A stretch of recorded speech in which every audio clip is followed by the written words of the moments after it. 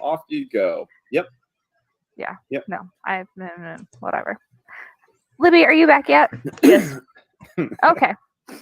Okay. Sorry, So here we are. Chrome crashed. The quiet stillness of the hall surrounding you. You're in your room whispering to each other. And next door, Tor is snoring loudly enough that even if Kylon was awake, he wouldn't be able to hear anything. Kylan doesn't hear anything anyways. I love the boy, but he's like not the most observant. I'll tell you what. He does. I have put ranks into his perception because but I just now started. Tor has 0 ranks in perception. I know. I am aware because every time I'm like, hey, let's communicate with our eyes. They look at me like I'm stupid. And they're like, right. Soon. Right. Absolutely. That's just not what they're here for. Okay. So there you are. Delstria, what do you want to say? What do you want to say? So you're looking across at Sunny. Sunny still kind of like has her like touches the back of her neck like unconsciously, you think, not even meaning to, as she pulls her hand down. Both of you have just shared information, and it seems like there's more to talk about. Quite a bit more. Yeah, so I'm gonna tell Sunny, so that helmet that I was putting into your bag. Oh, the not root helmet. Yeah. Right, yeah. So apparently that was my father's, and I think Hellion knew about it. I've been trying to process all this, which is why I haven't said anything yet. I the night that we were at my mother's, I snuck out and went to go find a place that I saw in a vision. You snuck out without me? Yes, without anybody. Dude, don't let Kylan know that because he would lose his ever-loving mind. Are you kidding me? You could have gotten killed and then we wouldn't have known where you were. And then we would have been stuck in Marshfield. And that's a horrible feeling. Yeah. It's my home area. I know the land. It's fine. And I was invisible for a good part of it anyway. Is that new? Can you go invisible? Since when can you go invisible? You're going invisible is for 5 rounds. It's not for a good part of it. I have vanish. I mean, 5 rounds. But when running, that's a good chunk of time.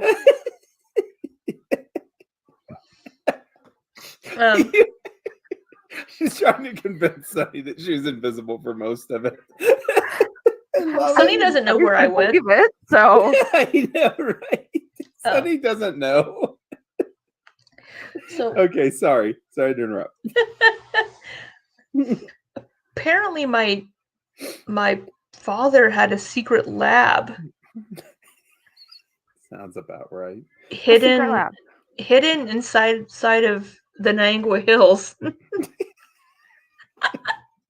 Nangua Hills. Okay, so wait. You sneak out in the middle of the night and go to some secret lab, which you say the word lab, and I'm assuming it's kind of like the shipment that there are creepy skeleton things in tubes that could have popped out and attacked you. Did you not learn anything from the creepy ship in Scrapwall? You almost died. You walked into there and like everything attacked you, Delstria. Mm-hmm. Yep. Why did they attack you specifically?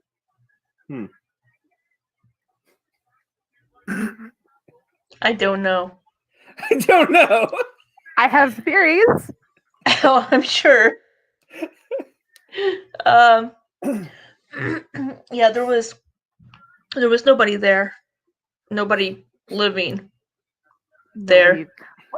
What do you mean nobody living? How many undead things can you see? So Do you know how long ago my father's ship crashed? God. No. 4,700 years ago. That's how long they've been here. Your dad is old. Yeah, Was about that. old. So Not really. they don't live that long. Apparently, this helmet. What did Hellion say to you about it? That's a really good question. That happened a really long time ago. I don't really remember. I just remember I wanted to touch the screen, and then I had a helmet, and he said to go find it. Well, Yeah, so he said he didn't seem to have much respect for living organisms, right? In your mortality. Meat puppets. Yeah, he thought it was great. Yeah. And he did mention something about being immortal. Doug, Sonny's never going to remember that. That Yeah. happened like 2 months ago at this point. You're right. He has moved past this. You're right. So my father was cloning himself, and this helmet was transferring his consciousness into a new body. And inside that lab is where he was doing it. Okay. Why? You Because- have evidence also, by the way, Delstria, that your father seems to have had a record of how many clones he could make. And it was over 300 clones of himself that he could make with the supplies that were available. He didn't have an exact measure, especially after the contamination of the side chambers, but he believed that he had 300 possible clones of himself that are still available to be made. That he could have made right from the very beginning of his ledgers, like documenting things. And he believed you haven't gotten to know exactly how many that he's made yet. In your reading of documents, you have a good idea that whenever you're looking at the supplies that were remaining, whenever you were originally looking at like the most recent documents and writings, that he was out of juice.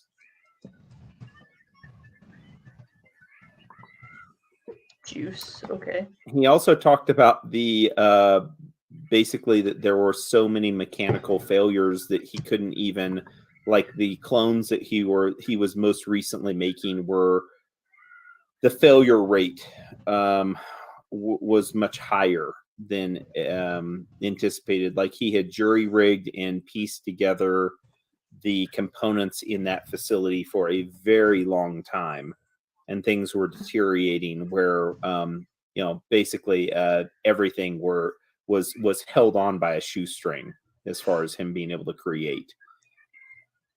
The helmet in good shape. The pods that you saw for basically transferring your consciousness into the helmet were fine also. They were not used repeatedly, but the other devices were not supposed to be used at such a great length of time without maintenance. Okay. Yeah. So I will say you've read enough to know that much for sure.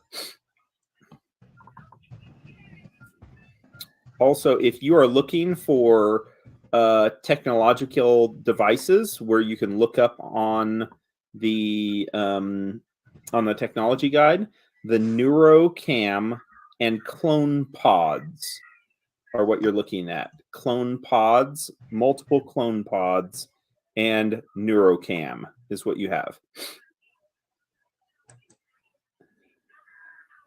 Ooh.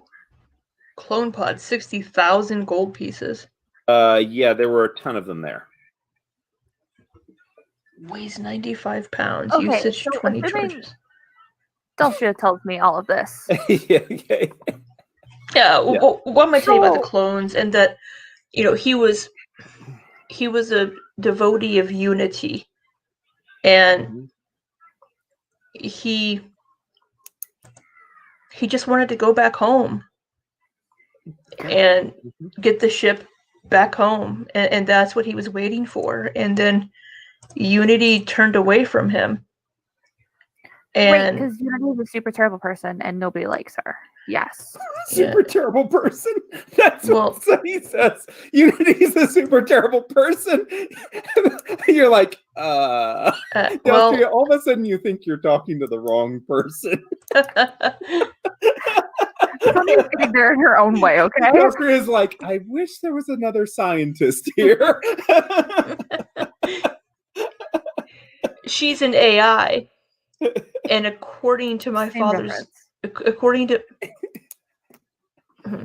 according to my father's notes, she'd been creating these artificial worlds for herself that she could roll over, and she kept spending more and more time there, and she locked my father out of Divinity, and he couldn't get back in.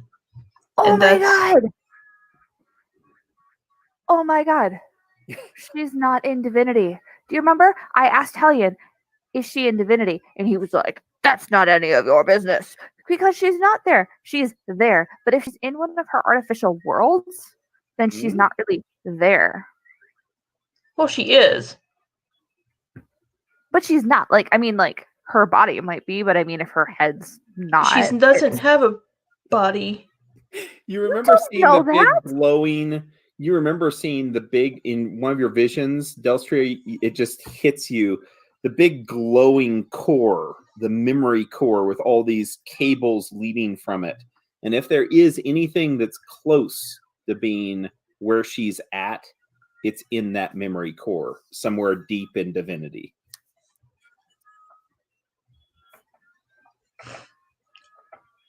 I mean, Hellion was a god and he had a body, so I'm Well- assuming Unity has a body as well. Well, he didn't really have a body. He put himself into a robot. Understand? So who's to say that she's not doing the same thing? Like, you can't just exist. Like, you have to be Well- somewhere. Well, you can if you're a program. You're inside the circuitry. You're inside the machine. She's a Right, but then program. you still have a physical form. Like, even if you No. think that yes. Back and forth. No, yes, and you're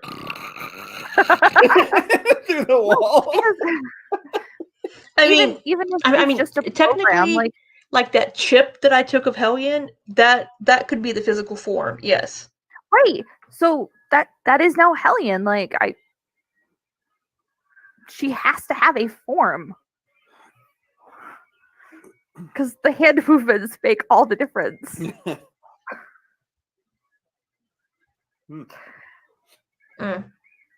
But anyway, she seemed to have given up on the goal of getting back home, and Where is is home? now and her goal was now to find a way to take over this world. Okay, well, we can stop that because And things. being the Send her home. Do you know where home is? You don't know exactly where home is. You know, it was mentioned about going through several wormholes because they were trying to escape something. Yeah, was that's not very terrifying. scary to them. Oh God. Okay. And it's only whenever they were trying to escape all these pursuers that they got their ship was horribly damaged. And Delstria, you would know that much just through mentioning like random mentions of it, even though he wasn't trying to chronicle anything. He just like randomly would put in statements like that. Yeah. Yep.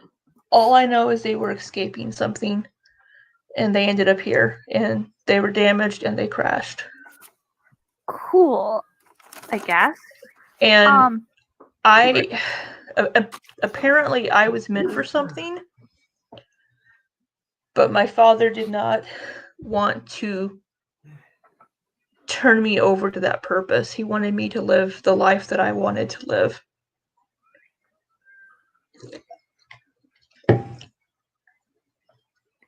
So you could theoretically get us into divinity then.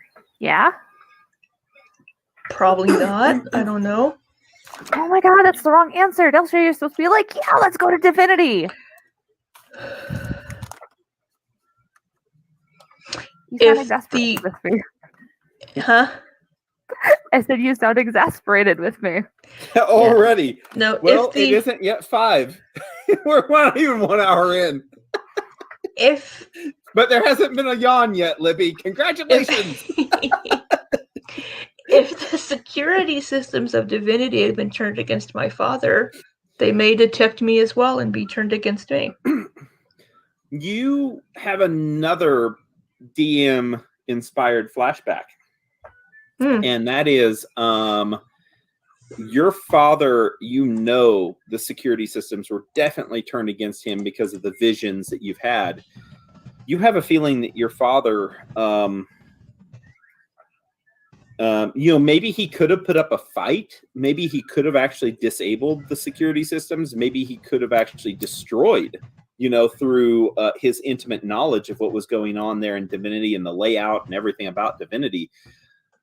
But he didn't, because he still saw that as an ally of his, as something that was confused, that something that maybe had gotten off track. So you think it could have been within his father's ability even to severely disrupt what was going on there. But instead he got his ass handed to him by the defense systems there in Divinity. And you both would know that Divinity, well, not that you would know Divinity, but the Silver Mount, as it's called, is strictly guarded by the Technic League, even the entrance into it, because it is such a dangerous place. Even Technic League people go in there and they never come out again. I'm not worried about the Technic League. We have barbarians We that we're killed going them. to meet. We killed them. No, we're going to rally with them and we're going to take over the Technic League. I'm not really worried about it. But oh, fuck. No, I had a theory. Shit. Doug, you distracted me. Sorry. Okay, I'll go away. Oh, Do your theories. No, wait. I got it. Okay. No, wait, Doug. No, I need...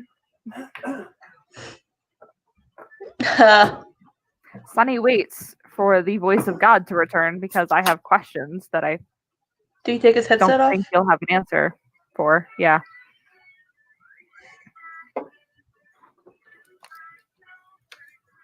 Oh my god. Okay. So, this root... I guess it's not really a root helmet. This helmet thing, does it only work on alive people? Could you, I don't know, attach it to a dead person and put the dead person into a new body? It would only work if you're alive. You have to be alive because it transfers consciousness. Uh-huh. Okay, so theoretically, we could bring your father back from the dead, put him into a new body, and then have all of the answers to divinity. No. How could we do that? No, we couldn't. We have your father's body. We just have to find a priest that's not fucking useless to raise dead. We don't have my father's body. We burned it, remember? You buried it. No, we burned it. I thought you buried it. Oh. I just love it. Oh. I thought we buried it. You burned it. You destroyed it. Well, fuck, there goes that idea, Libby. Here's the other thing, too. When most raised dead, resurrection, everything like that in Pathfinder, the soul has to be willing to return. Hey. Your father God. departed after a very long life and not having much hope left. Yeah, but we have his daughter, so hope. I got nothing. All right, well, scratch all of that, because that is definitely not something that Sunny would have forgotten. Sunny would have definitely remembered that we burned a body and not just buried it. Well, she would have remembered the whole ceremony, the whole burial everything. ceremony. Yeah, she would have. Yeah, she would have. No worries. Oh man, I got really excited for a second. Fine. Okay. So anyway, I just wanted to let you know all that. I don't know what to do with it all still, but that's very good sharing. Sharing is caring. Not tell the boys right now, because I'm pretty sure Kylan would lose his mind. Mm-hmm. Mm-hmm. But I feel like this definitely needs to be used. We'll figure something out. Just that I know that my father and and Unity were very much tied together, and you have a you have a very, very strong imprint that it was almost as if he considered her the love of his life. Yes, almost like they were married in a way. They were, yeah, in a way, just, and something maybe even deeper than that, because if you can think of crashing into a planet, which is bizarre because she wasn't even a real, super bizarre. But the thing is, what if this thing has lived around and it is the only thing that is still alive or actually makes sense to you to even speak to, that you've known not only for hundreds, but maybe the last 1,000 years of existence? Also, is it really that weird? Because we also have Kylan, who is like blindly devoted to his father. So yeah, but blind his father devotion's is a not- real living physical person. Well, his Unity, father's not having communication with him, though, actively. What if Unity was around the first 3, 4, 800 years talking to him, you know, repairing systems, you know, using him for his expertise, you know, getting him to go around all around Numeria as he did and brought back components for her? You know, what if he was the go-to guy that actually had multiple of those big, huge spider robots that she had active at one time, supporting him? I mean, he could have been kind of like her first lieutenant. Wait, I you need know? you to back up for like 2 seconds. Unity has spider robots? Well, you know, The ones we maybe, fought. maybe a lot bigger than even Hellion. The one that's in the artwork on the Front cover of the tech guide. the front cover of the tech guide, and then also on the load screen that we always go to. Wait, no, tech guide? Just on the front cover of the tech guide. That's a scorpion there. not The spider. Scorpion. Sorry, Scorpion. Sorry. Those are the Annihilator robots. Those Looks like a spider up here. Oh, and well, yeah, she does control some of those too. They come in all different shapes, you know. No, I have so many. Doug, this is not helping any of my. You don't have these right visions. now. Delstria does.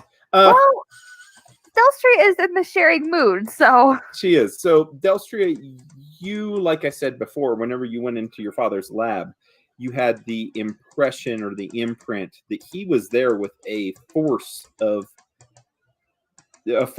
robots, and these were not things he was controlling. Basically, Unity gave over control to him whenever he was exploring along this land.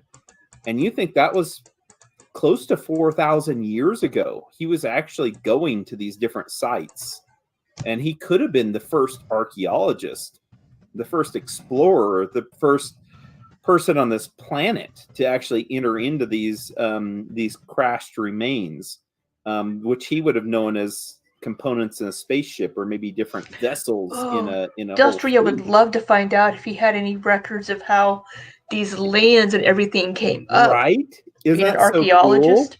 Because he would have seen it all. He would have seen it all. He was like basically the forerunner in this land. I mean, from thousands of years ago, he saw it from a completely different perspective, and he lived through that, which is really super cool. Anyways, that's the impression I wanted to leave with you. But yeah, if you can think of that song, The Silence, that is kind of the relationship in a nutshell for how he felt at the end. Not during the beginning or middle, but at the end of how he was regarding Unity. So very complex relationship. I mean, even vampires and all these stories about, suck your blood. It's like, oh, I've known him for 200 years or 300 years. We're talking like 4,000 years of being the only other being that you knew. That's crazy.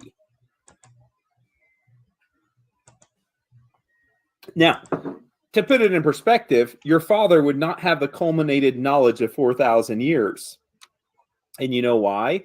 You can do one imprint with these neurocams, and then once he was getting old, he would actually have to go ahead and basically set up a new hymn, record everything that he could, set up a new hymn with a sticky note that says, read all this.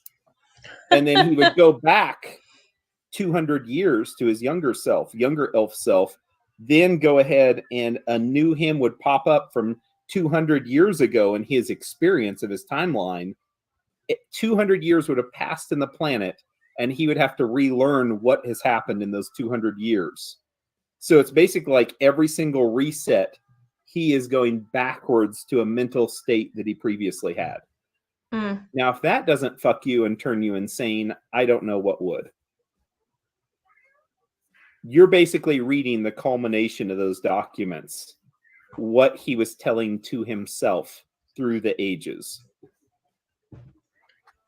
That's the only reason he even kept the documents. And those books that I've been reading were his, and I've been learning from them. There's still lots of books in his lab. I couldn't carry all of them. You should get a handy haversack. That would help. Yeah. This is not the group that says we don't have the money for things, by the way, either. You don't get that freaking excuse. How many clone pods are there? Well, there's probably about 30 or 40. Who's It's gonna buy a 60 clone grand pod, each. Doug? Yeah, who's going to buy one of those on the black market? Well, if it's time worn, we can get 15,000 out of it. Right. Just put it on the back of that cart and take it down the street. Technically, you won't notice. No, they won't notice. No. Got this. We're fine. Got this clone. You can't really open your jacket up and be like, got a clone pod for you. Only you have to have like a giant standing there that opens up his jacket. Yeah. It's this huge pod. Have like a giant bag of holding in there. Be like, got a clone pod. Yep. Okay. Sorry for massive interruptions, but no, those were good interruptions because although they were, but they weren't because now I have like 8 million more questions. But okay. Right, you should have more questions now, especially if Elstria has had time to start reading. But as she continues to read and study, more things are going to come up. And if you would like to, Libby, if you'd like to tell me a certain subject matter or something that she would just be flipping through page after page after page looking for, maybe I can get you specific things after spending another week, let's say, studying a specific a question or a line of questions, and get you more information, because there is a wealth of information there. A lot of things are not detailed, but it's just it's the stuff that's detailed that isn't going to help you. Like containment vessel 32C has 14 nitrons left of the injectable, blah, blah, blah. And it's like, okay, great. This is not important. There's many pages of that, but if you want to focus on any certain information, rather than getting a bonus to a knowledge check on it by spending some time, you can let me know and I can tell you more background stuff that was going on. Okay. Cool. So think about that if you have anything. Otherwise, I'm going to assume that you guys get to bed eventually, right? Mm-hmm. Because we all need 8 hours of sleep. Was Sunny going to get up early to go down and? Oh God. Oh God. Sunny is gonna do a super terrible thing because Sunny is gonna try to sneak out of the room so she doesn't wake Delstria up, and she's gonna leave all of her stuff behind, including Bear, because obviously that's the best way to do it. But yeah, she's gonna go sit with Hawk. Oh, okay. Where did you think I was going, Doug? Well, God only knows with you. Yeah, no, definitely. I'm gonna go sit with Hawk, and I'm really excited. And Kylan is gonna be so proud. You guys are gonna be so excited about this. Hold on. Oh, oh, okay. Can you say hi? Hi. She's like, pap, pap. Okay. So yeah, I'm gonna make my way downstairs. And Happy I'm gonna birthday, go- little one. Happy She can't birthday hear to you. Oh yeah, she can't hear you. I can't hear you. Yep. Mhm. Gonna go in and assuming that the scandalous Verisian woman is not there, Okay. I'm gonna take a seat next to Hawk. Okay. Make a perception check, Delstria and Sunny, if you would make a covert check. Covert, you're so funny. The fuck? Stop it! Just let me have this, Delstria. Okay, let me. Yeah, have there's this. a -10 penalty because Delstria is sleeping. Whenever you do this, Matter. you, uh, Delstria, you hear the door shut as you look over and you see that Sunny has left her bear and everything there inside the room, and she has snuck out. Normally during midnight bathroom breaks, you let each other know because that's the way that you defend each other, or you'd let the person on watch know. But she has not let you know, and she is snuck out. I figure she's probably just gonna go see her friends that are injured, and I just don't worry about it. Okay. Yeah. Okay. Sounds good. All right. Well, then, Sunny, you make it over, obviously, within the same building. You make it down to the high home recovery room that Hawk and Talon are in, and you make it into their room. And you're able to pull up a seat, a chair next to Hawk, as Hawk is soundly asleep, and so is Talon across the room from him. Both of them breathing heavily. Hawk's breaths kind of like ragged in that they just aren't even and calming. They remind you of the mortality that we all face. I mean, everyone but somebody's dad faces. He was obviously did not face any kind of mortality, but it kind of brings you a sense of, I don't know, you sit there and you start thinking and you start having these memories about your past and what it used to be.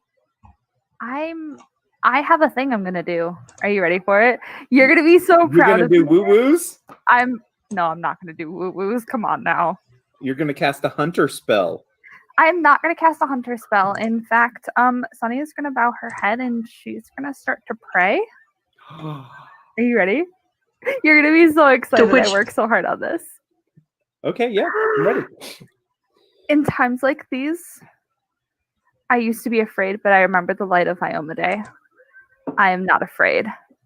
His father was not afraid, so he is not afraid, and that makes me not afraid. We will not abandon our companions nor friends. I ask that she look over you and make you strong again. Kylon's gonna be so proud. Oh my god. I know, right? Worshiper. Oh my gosh.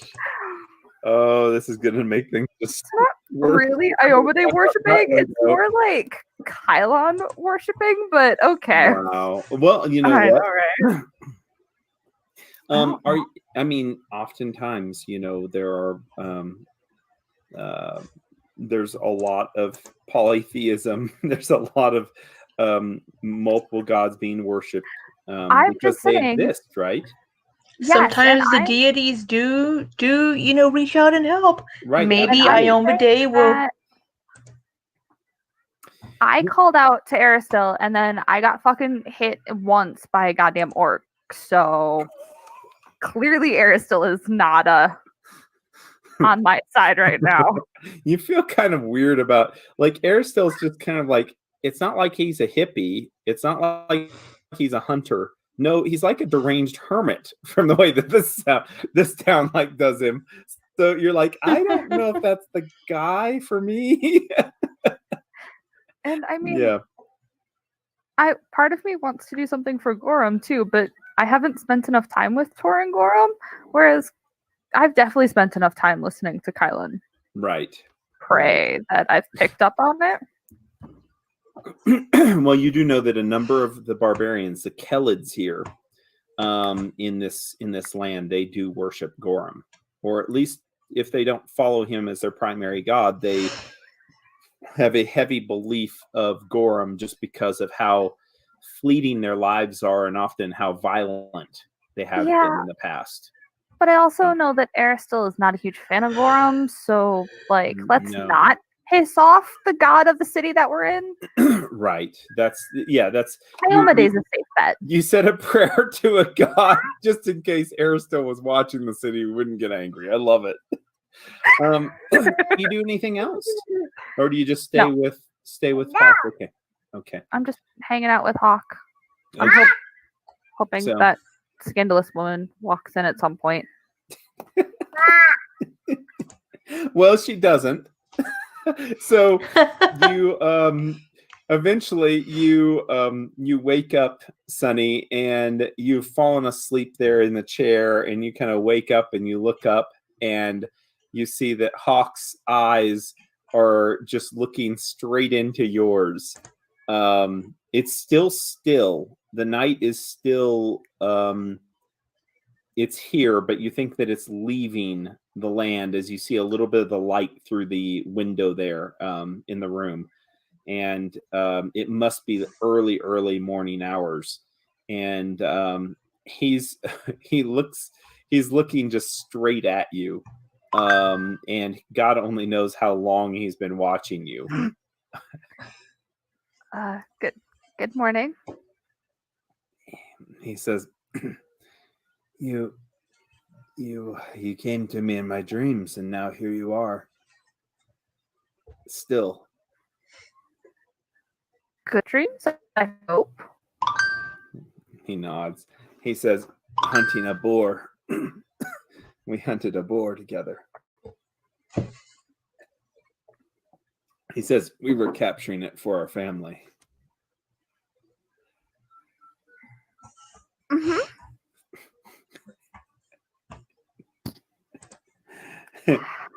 How are you feeling?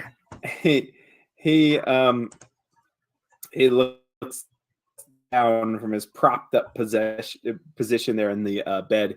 He looks down at his body covered in sheets still, and he says, I feel like I'm all here still, but I'm very weak.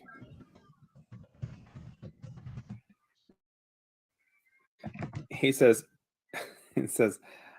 Sonny, he says,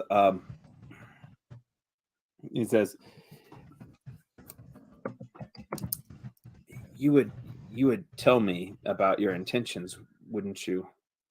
Whatever intentions those might be. Yes, of course. You're my best friend. I would tell you anything you asked of me. He nods. He says, he says, do you ever plan on returning? Do you ever plan on coming back? I don't know, to be honest. I don't know what's going to happen to me in the next day, week, month. So having plans seems silly.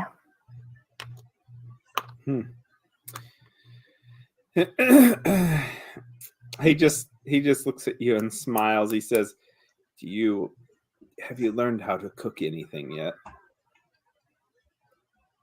Not really. He gives a slight smile. He says, I'm actually quite hungry. The food that is brought to me is not it's too spicy, and he says does not sit well with me. I will make you breakfast, and I will also have to talk to Laris, right? That's her name? Oh, He looks down a little bit. His eyes close. He nods, and he says, "Yes." He says that that needs to happen. That you speak with her. He says it is best that it happens. I think you would like her, Sonny. She's a wonderful person.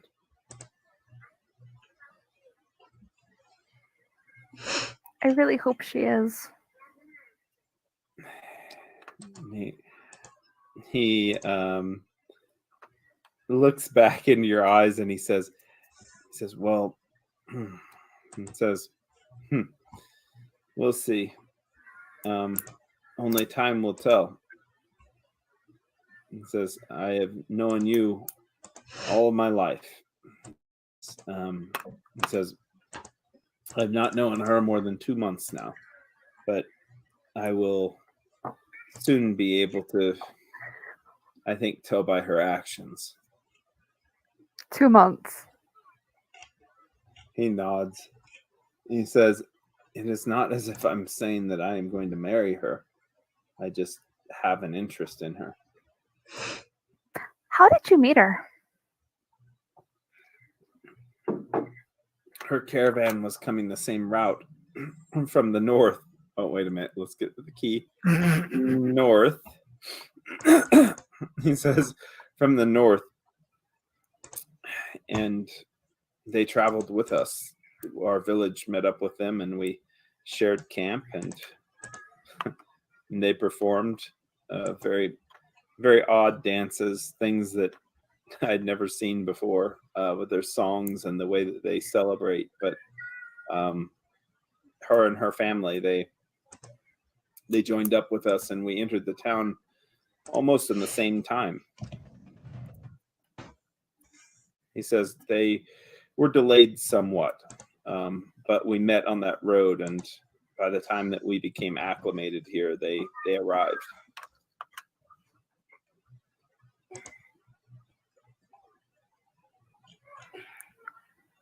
Who else was she traveling with?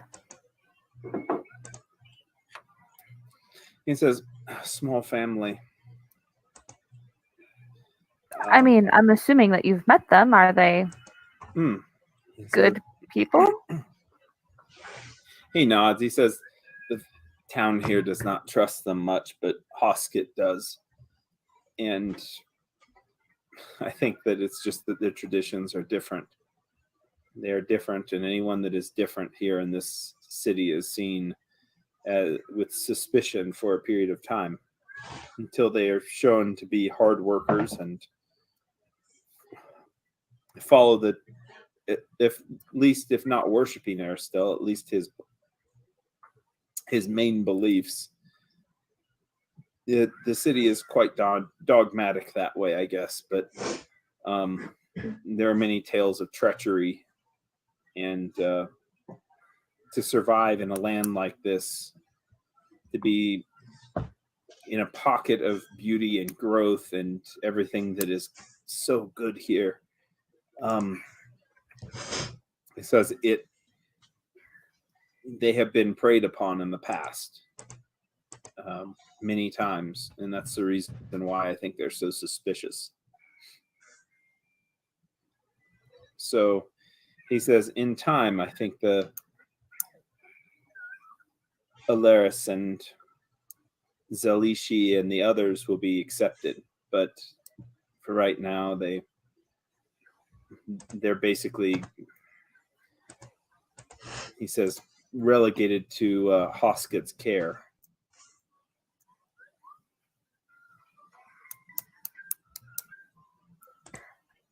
I'm gonna go make you some breakfast, and I'm gonna get up and go. He nods.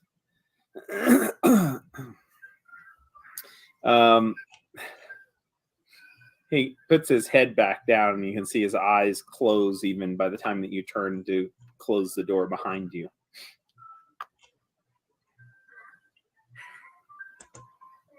I'm gonna go find a There's a kitchen And there's a kitchen across in the main from the main hall there.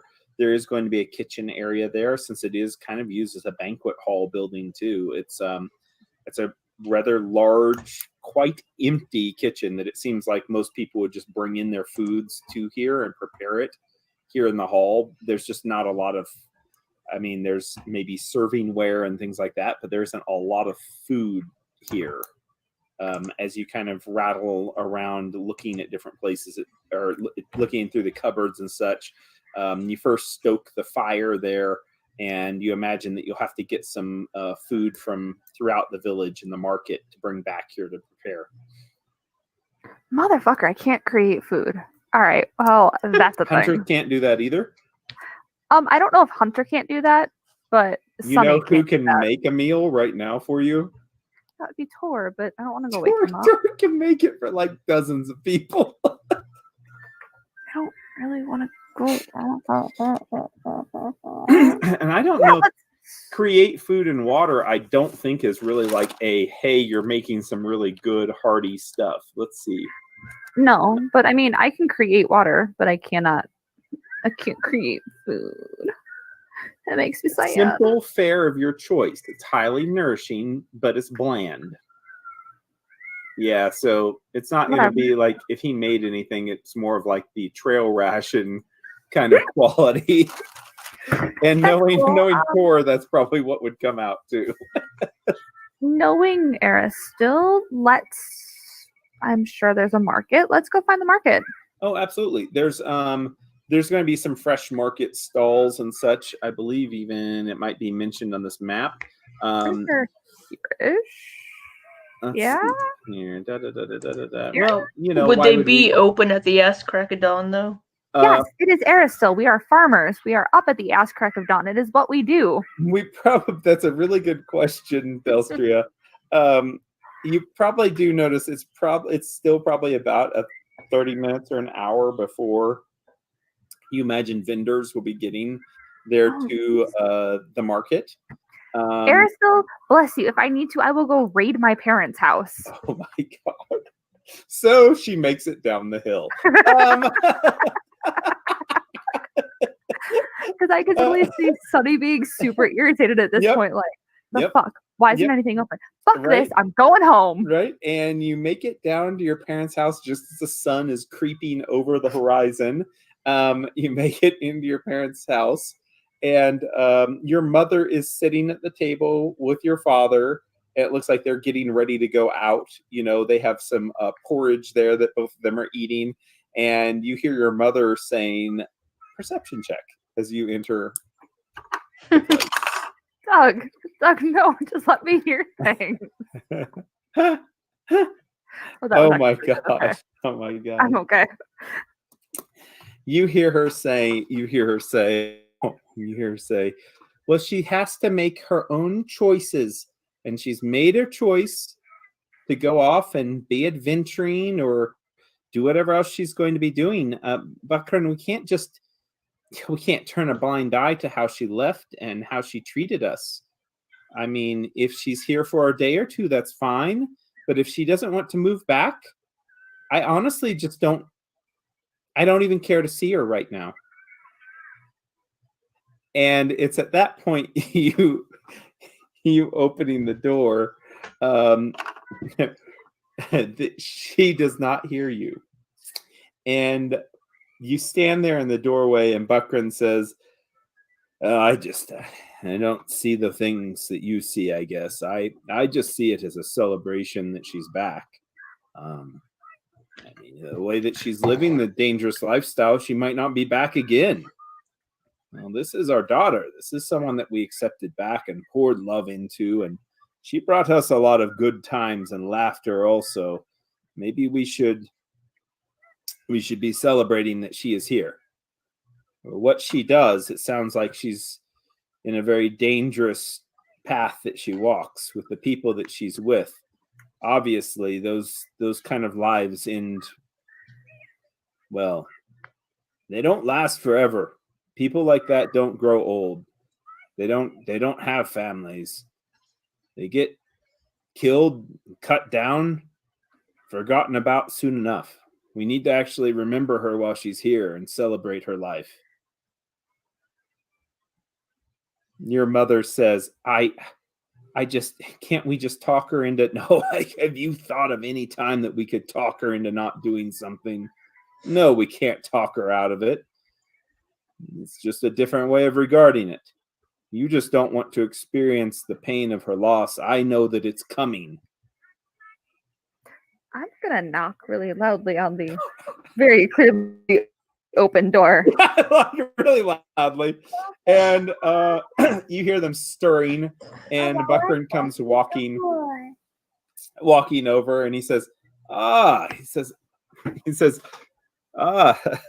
he looks back towards where Naola is, or Naola, and he says, Sanira, is you. Welcome. Have you come to share breakfast with us? No, actually, I'm looking for ingredients. I agreed to make hawk breakfast this morning, and the High Home doesn't have anything. He says, well, let me help you with that. What are you going to be cooking? He turns around as he kind of puts his hand on your shoulder. He says, let's go in here and check out and see what we have. Perfect. I didn't really think that far ahead of things. You know me. Oh no. Naola, she looks up at you and she smiles, and you can tell it's like a strange smile from her seat. And she says, let's get that poor soul something good and hearty for him to eat. He's suffering enough as it is. We don't want him to go without good food. As a matter of fact, if you'd like, Sonny, I could go ahead and I could cook along with you. I could prepare something for him. I really appreciate it, Mom, but I need to get back. I didn't tell anyone where I was going, and the boys tend to get really worried about me when I vanish. She gives a glance over at your father, and she doesn't say anything. As she turns around, you can tell her face kind of dropping. And your Buckran says, "Oh, it's okay. Well, then let's go ahead and take a look and see what we have in the cabinets here." And with that, he helps to get you. He helps you more than her, as she now kind of is quiet. Whenever he asks where a certain thing is, she goes and she gets it and brings it back. But you can tell she's just like, she isn't even hiding. Like, just, she's not happy, not thrilled at this moment.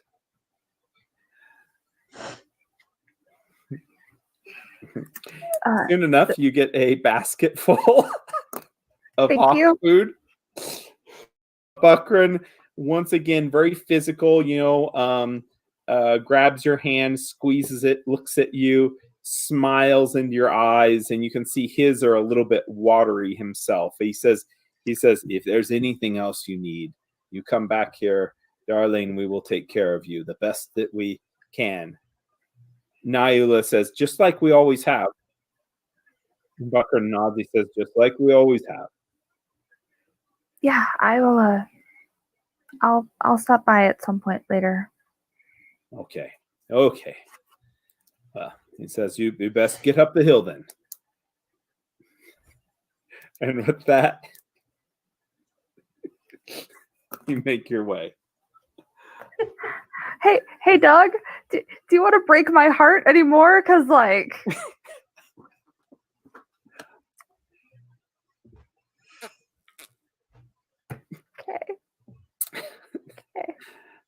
Okay. Oh, no. Dude. So you make it up the hill.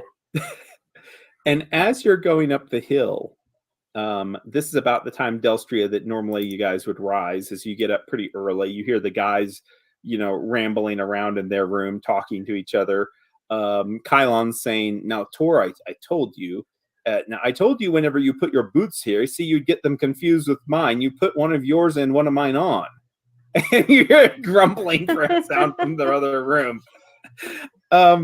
Meanwhile, down on the roadway going up to the high home, right at the corral area, where there's a few goats and a lonely-looking mule there, just kind of standing, gazing off. You see walking ahead of you on the path, Sunny. You see a Varisian lady, very, very briskly walking along, like with a kind of a bounce in her step. The flowing robes and the golden ribbon that's in her hair. Well, it's not a ribbon. It's a golden hairpiece, I should say, kind of holding back her hair as she continues to make her way at a brisk pace up the hill.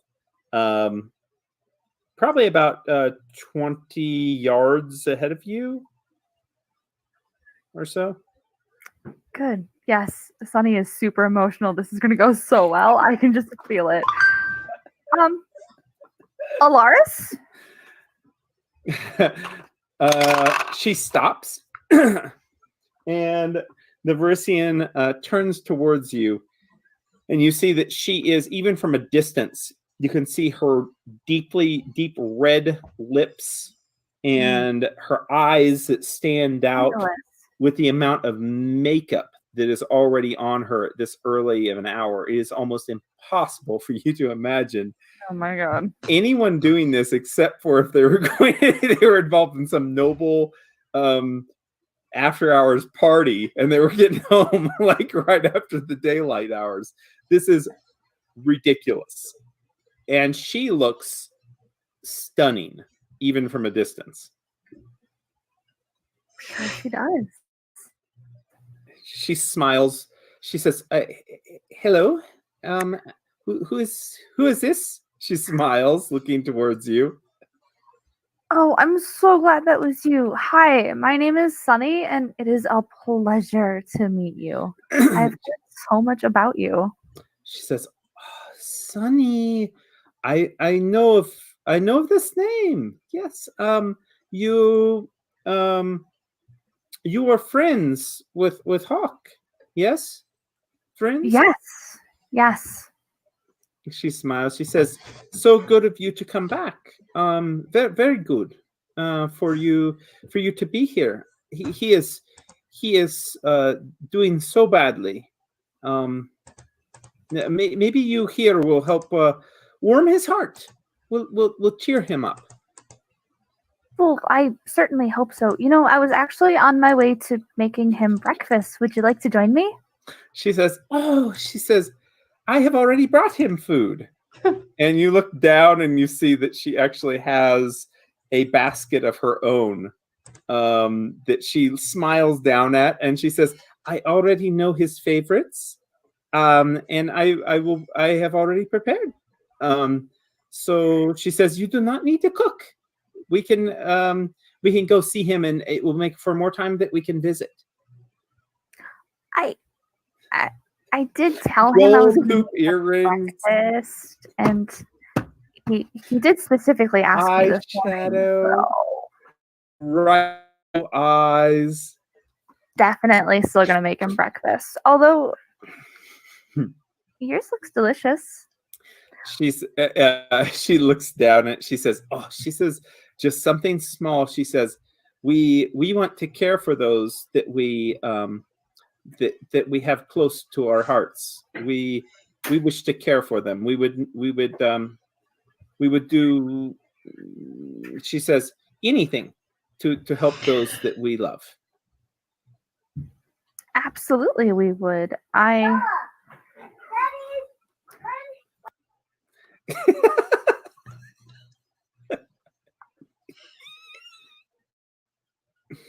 Oh, Libby.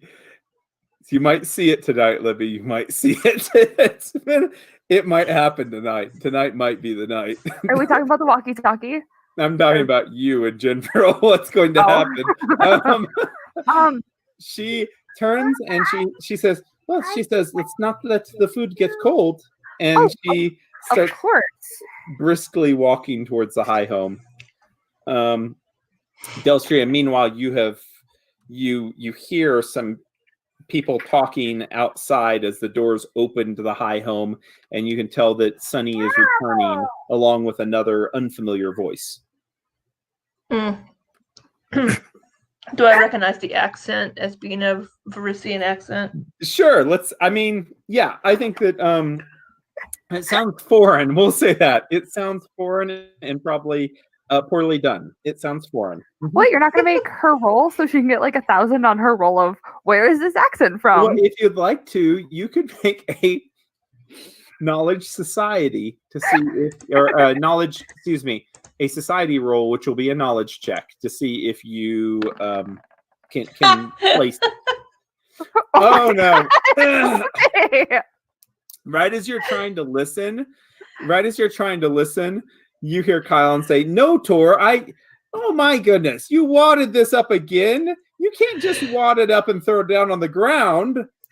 I'm so disappointed. And you in hear a right grunting sound from the other room.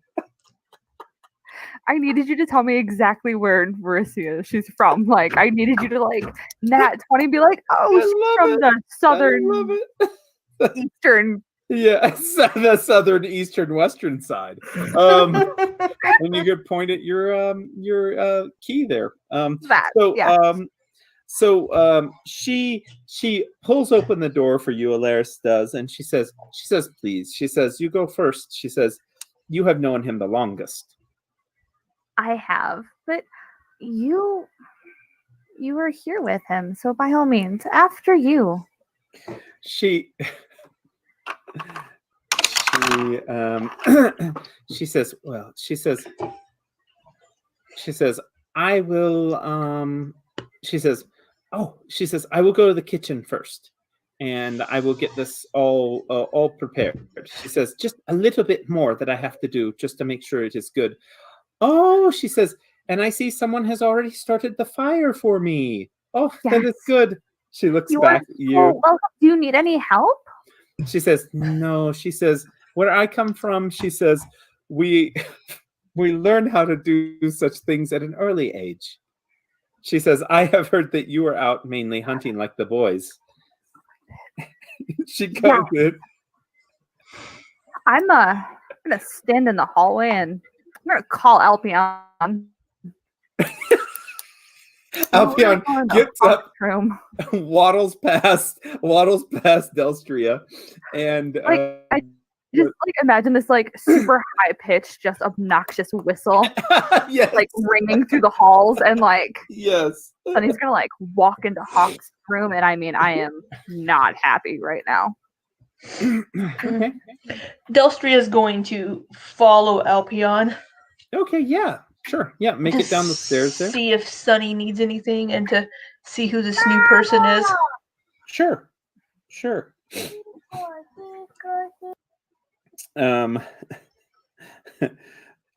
You make it down the stairs, and there is a woman that is dressed up very nicely for this time of day or for any day. And she is preparing, it looks like she has out what would be a hearty meal, a very hearty meal, maybe that isn't maybe the best thing for someone that's recovering. And you can smell the spices as she's uncovering one or two of the dishes that she has brought up there, the bowls, I should say. And she's humming to herself as she's starting to mix things. And it looks like some kind of a broth that she's brought up, but it also smells like really spicy, even from the air. You can smell that. She looks over, seeing. Oh, by the way, Sunny, do you want to do anything with Delstria before she gets to the door? No. Like okay. Sunny's gonna whistle and like walk into the room with Hawk. She's not waiting. Yeah, no. Okay, sure. You go into the room. Bear goes in. Talon and Hawk both like their eyes open up as you now not quietly go into the room with the bear. Alaris, meanwhile, she sees you, Delstria, and she says, hello. She says, I am Alaris. And she walks over and presents her hand for you. You just went like that. What's Yeah, what the hell like this. is that? Like this. Oh, that. Yeah, yeah. I thought you were Yeah. like high five. Smack, hi. Yeah. This is how we greeted Bricia. Smack, smack. Up There's a high, fly on down your low. forehead. Smack. Yep. I take her hand and whatever she's expecting me to do is shake it or whatever. Shake it or whatever. Yeah, you're I guess not you sure. like, you're like, You're not. Yeah, you're kind of like this. You're kind of like this. She giggles. She giggles and she turns. She says, "Oh," she says, "You are so funny." She says, "You must be the one that has traveled in recently." Mhm. She says, "You and your group, you the guards have said so many things already from last night, and also Hoskett about you have been able to already solve problems in the town. You have already been able to make it safer here. And thank you." Yeah, I'm traveling with Sunny. We just arrived. She says, "Sunny." She says, "Sunny. She is good friends with Hawk." And she smiles as she goes ahead and she goes back and stirring. She says, "Are you good friends with Sunny?"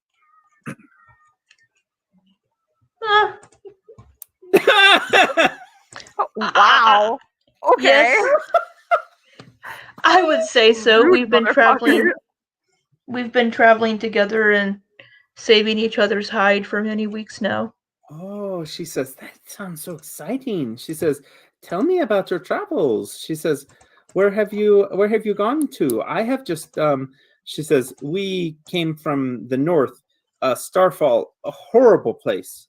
So we came down to the south, much better here. This is where friendly people live, where good people live. In the north, no." She says, "Not as much." She Tell me says, about "But Starfall.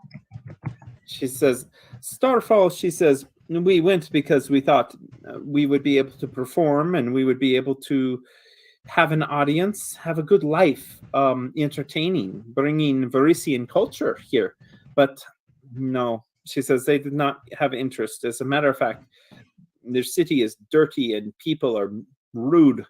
She says, we left to the south." She says, "Much better here." She says, "The people here not very trusting, but over time," she says, "they even know part of our moves." And she starts shifting her body now, kind of doing a little dance as she goes and she keeps stirring. She says, "Eventually," she says, "we will have the entire city dancing." Mhm. She says, "and singing music and happy." She says, "People here need to be happier." Have you been performing for long? She says, "All of my life." She says, "Yes." She says, "Me and the others," she says, "we are a traveling troupe. We perform and move and we travel," she says, "because there's so much to see and so much to enjoy." She says, "But we only move on after we can make a difference and make a place better." She says, "That is what we live by." Because that keeps stirring. I imagine you must get to know everybody you're performing with well. Have you all been traveling together for a long time? All of you? She says, "Here, taste this." She brings a spoon up to you to taste with a little bit of broth there. Okay. Okay, she tips it into your mouth. It's pretty spicy. Pretty spicy.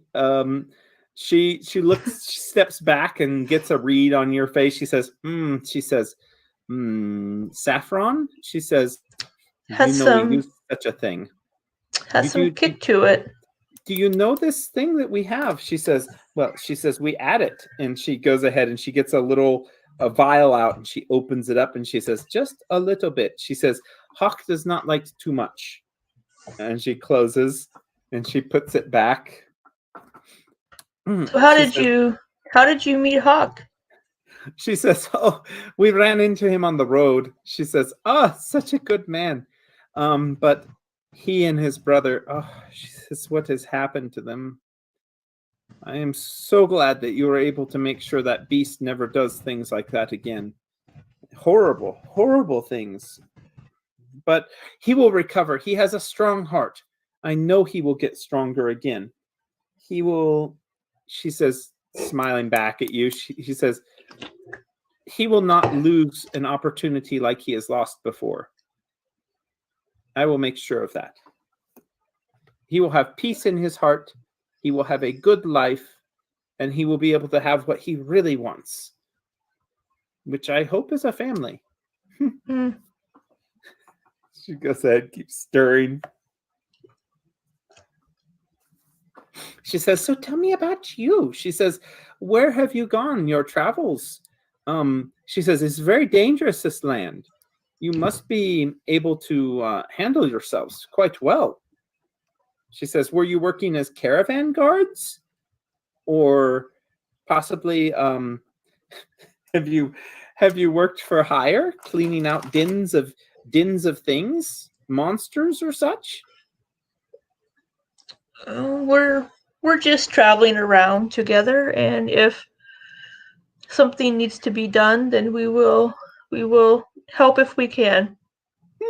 She says, "Oh," she says, "excellent." She says, "Well," she says, "you must come to the performance tonight. We will have a performance. Hosket does not allow it all the time because it would disturb too many people. But all the people that are single and all the people who are in the louder area of town, the rowdy houses, they call them, and they come and they hear us perform, and we dance, we sing." She says, "It is very good." She says, "Are you single?" Yes. She says, "It might be a very good place for you then." She says, "There are many single people there, very many." She says, "So you could possibly meet someone." She says, "Possibly," she says, "anyone that would have an interest would be found there in the whole city." Not really looking for anything, but "Oh, I you're would like love to see the honey." performance. She says, she says, "You cannot keep your heart stoppered forever. You must open it up and let it breathe. You and Sunny both." She says, "You cannot do this. It is not good for you. You will never truly get to dance in your life and celebrate what you have if you do not allow yourself to love."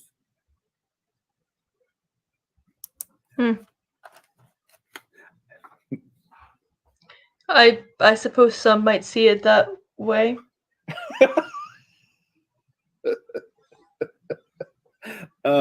She smiles. She says, "Well," she says, "I have brought enough for you also for breakfast. You can share in breakfast, then you can you can share breakfast." Oh, And then that's okay. she says, "You do not like the spices." She says, "Ah," she says, "I must Oh. gulp down everything." No, it was very And here delicious. But I just She says, "Well, okay." want to make sure there's plenty for Hawk and Talon. They need their strength. She says, "Oh," she says, "and the other men in your group." She says, "We will make sure they have good food today." Oh, We'll I don't make think sure you that we could ever. try them with. I don't think you could ever make enough food for Kylon. She says, Kylon. She says, She says, "Oh," she says, "Well, we will try." She says, "If I must, I will go back and I will have my sister, Zalishi. She will come and she will join me, and the two of us will cook." She says, "It is our pleasure." She says, "We are visitors here from another land. We want to thank you for everything that you've done, making the city safe. Hawk is very close to my heart. He is a very special person. I do not want." Well, she says, "I am so glad that he will be able to recover knowing the town is safe. It's so important." Okay, so meanwhile, Have Sunny- I been able to kind of get a read on her and kind of get any sense of deception from her? Well, you could make a sense motive check if you'd like. Is that perception? Yeah, it's a perception check. 24. Yeah. She seems like whenever she acts like she's offended that you don't like the food, she's not really offended.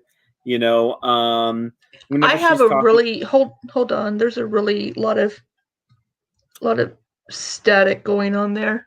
Oh, okay. Okay, could you try that again? She's not really offended. You can tell that part of it is she's acting kind of lighter than what she actually is. You know, she's definitely more. You think that they're like the actions of her body and stuff. Maybe she's a little bit more serious about what she's doing with cooking the food, but she is. You know, she's acting whenever she's acting like she was offended that you didn't like the food, or teaching you, you know, like her food, or, you know, giving you a chance of that. It definitely, you know, she's very light about that, like the significance of that. It seems like she's definitely very focused on preparing a meal and making sure that it's served here for breakfast. Sunny, anything, Sunny? Oh, I'm so glad that he's making you a peanut butter and jelly. I'm so happy. You have no idea. Really good. I'm gonna walk in and hand Hawk an apple. He looks at the apple. He looks up and smiles at you. He says, "Do you remember when we used to climb up that tree and grab these out before they could harvest them?" Yes.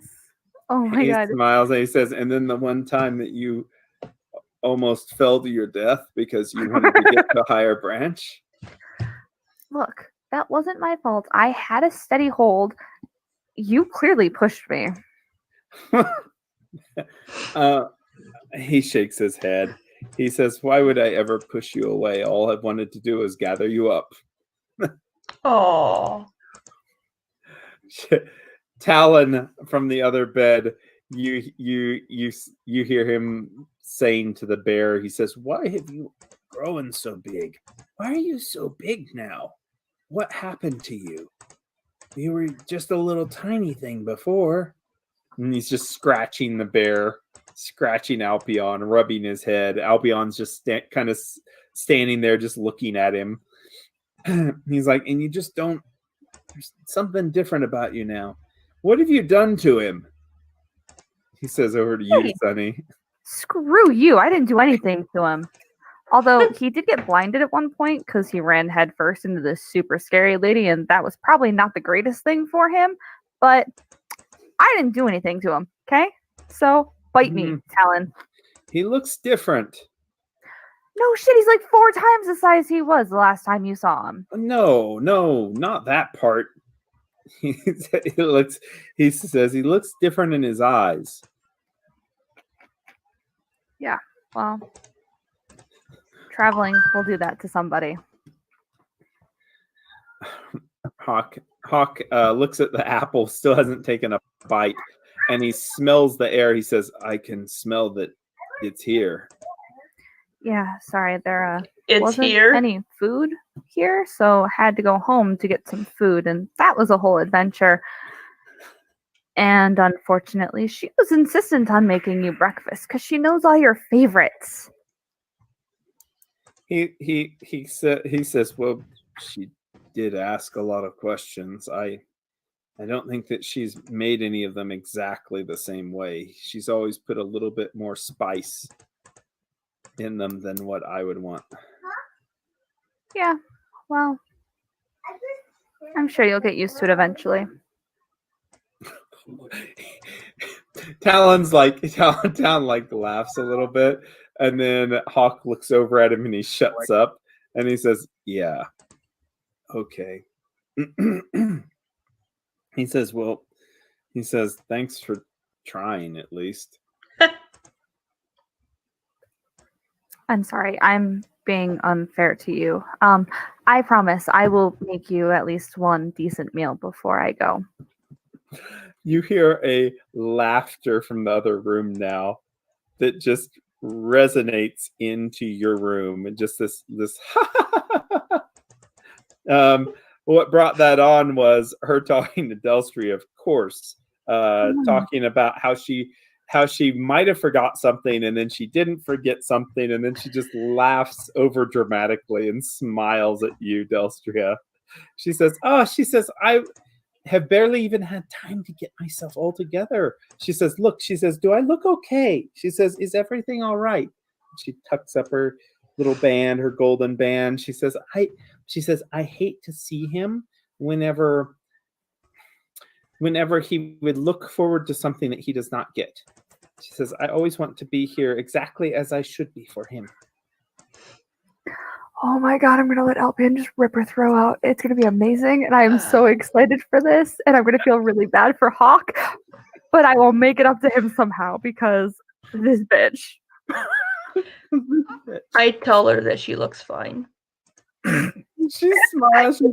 She says, of course. She says, of course. She says, thank you. And she looks like she's ready. She's ladling out the broth now into bowls. She says, only broth for them. She says, I brought more food for those up above, though. And you hear Kylon talking loudly now up above. He says, well, Tor, if I would use the strap correctly, the one that you gave me, then maybe I wouldn't have that problem. But why every morning do you have to talk about my armor this way? I love them so much. I'm so excited that the bros are getting back together because it got a little testy there for a moment. It did. So basically, food is brought over to Hawk. Hawk smiles as he receives the broth, sets up in bed. Alaris kind of takes the space right in front of Hawk that you were standing in, Sunny, to give him the food and to tend to him and everything. She kind of squeezes in there. She looks back at you and just smiles. She says, there is more in the kitchen if you would like some. Thank you. I'm actually not much of a breakfast person. I'm sorry. Am I in your way? Do you need me to move? She says, just scoot. And she puts her hand back. Scoot. Actually, you know what? You take this spot. I'll go sit with Talon. She smiles. She says, okay. She says, that sounds good. And and she continues to serve him. She seems like she's definitely she has the napkin there, and she's daubing his face. If any of it comes out, he's barely able to take sips.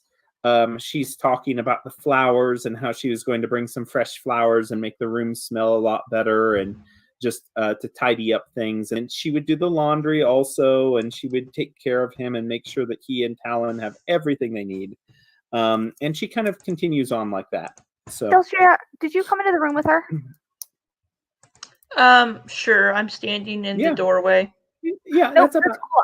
I need another set of eyes because Sunny's in a mood. So I'm gonna turn to Talon, and it's a shame. I definitely liked his beard better. And I'm gonna pause and kind of look at Hawk, and then in Androffen, I'm gonna be like, I don't know why anybody would take it off, but I want to watch her to see if there's some sort of recognition of hey, you're speaking Androffen, and I understood what you said. Huh. Yeah, make perception checks. Libby, I need you to do better. Oh my god. I rolled a 2. You have one fucking job. No response from her, except she looks over after you get done saying it. She looks over and smiles, and she says, she she says, oh, she says, this is very good. She says, she says, she says, I do not speak that. She says, but do you speak Keled? Yes, actually, I do.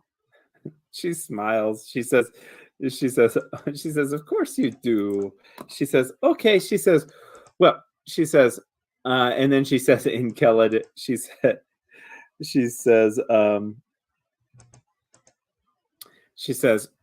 she says, have you decided yet if you would like to come tonight to the performance? I wouldn't miss it for the world. She giggles. She looks over at Hawk. Hawk's like, I don't know. She's like, oh, she says, we just have to say some things without you knowing. I do not want her heart to be broken. She says, yeah, I know that you would go if you could, but I have already danced. She says, and done a little dancing here for you. Talon says, yeah, I remember that. I remember you dancing for us.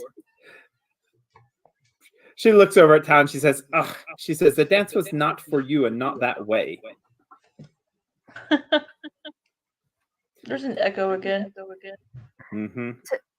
Can we guess whose end it's on? Mm-hmm. Okay, I don't know what I'm doing. I haven't done Oh, I hear a lot of click, click, click, click, click. Bite me. Click, click, bite me, Echo. It's gone now. So, yeah, what do you guys want to do? Anything else? She's just kind of hanging out there, you know, tending to him. She is eventually she turns and she looks over at you, Sunny, and she's like, could you tell me stories, or possibly all of us stories? We have ran out of stories to share, and honestly, I think that Hawk gets tired of me. She says, maybe you could tell me stories about you and Delstria and where you have gone and the things that you've done as mercenaries. You know, actually, we have kind of a busy day today. Maybe we'll speak more later. Delstria, are we ready to go? Yeah, I think I heard the boys getting ready. Perfect. Definitely heard the boys. I'm going to walk over and kiss Hawk on the cheek, tell him that I will be back later. A response from Alaris is, "Oh," whenever you do it. I hate her so much. Just gonna murder her. I'm so. All right. Yeah, we're gonna go because Sunny needs to go drink. She's. That's what our busy day is full of. That's what our busy day is full of. Yeah, the secret is going to come out. I'm gonna kind of like salute at Talon, and then I'm going upstairs to collect my stuff. Okay. Hopefully before Kylan realizes that I left the building without anything to protect me. Well, that's pretty easy because it's just now that they're doing their prayers. I mean, you guys got up really early. So he's doing his prayer. Tor is coming down the stairs with the single-minded focus of going out and repeating the Gorm Skagat and doing his verses as he's practicing fighting drills. And he does that outside.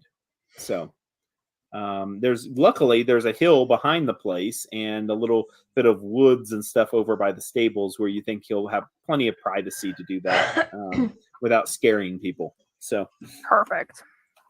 Yeah.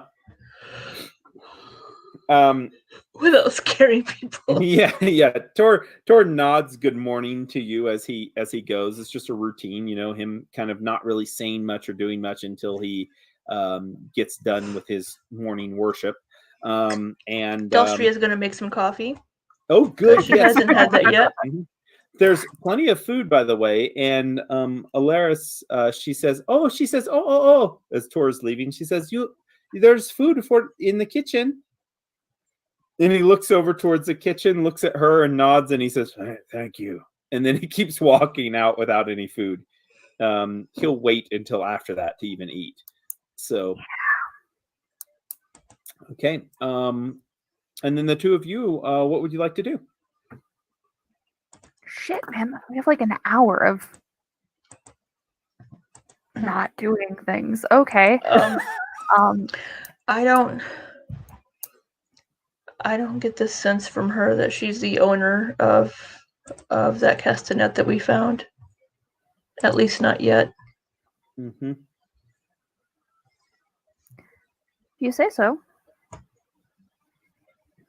And she's been doing this her whole life, and the person that I picked up on hasn't and is an imposter.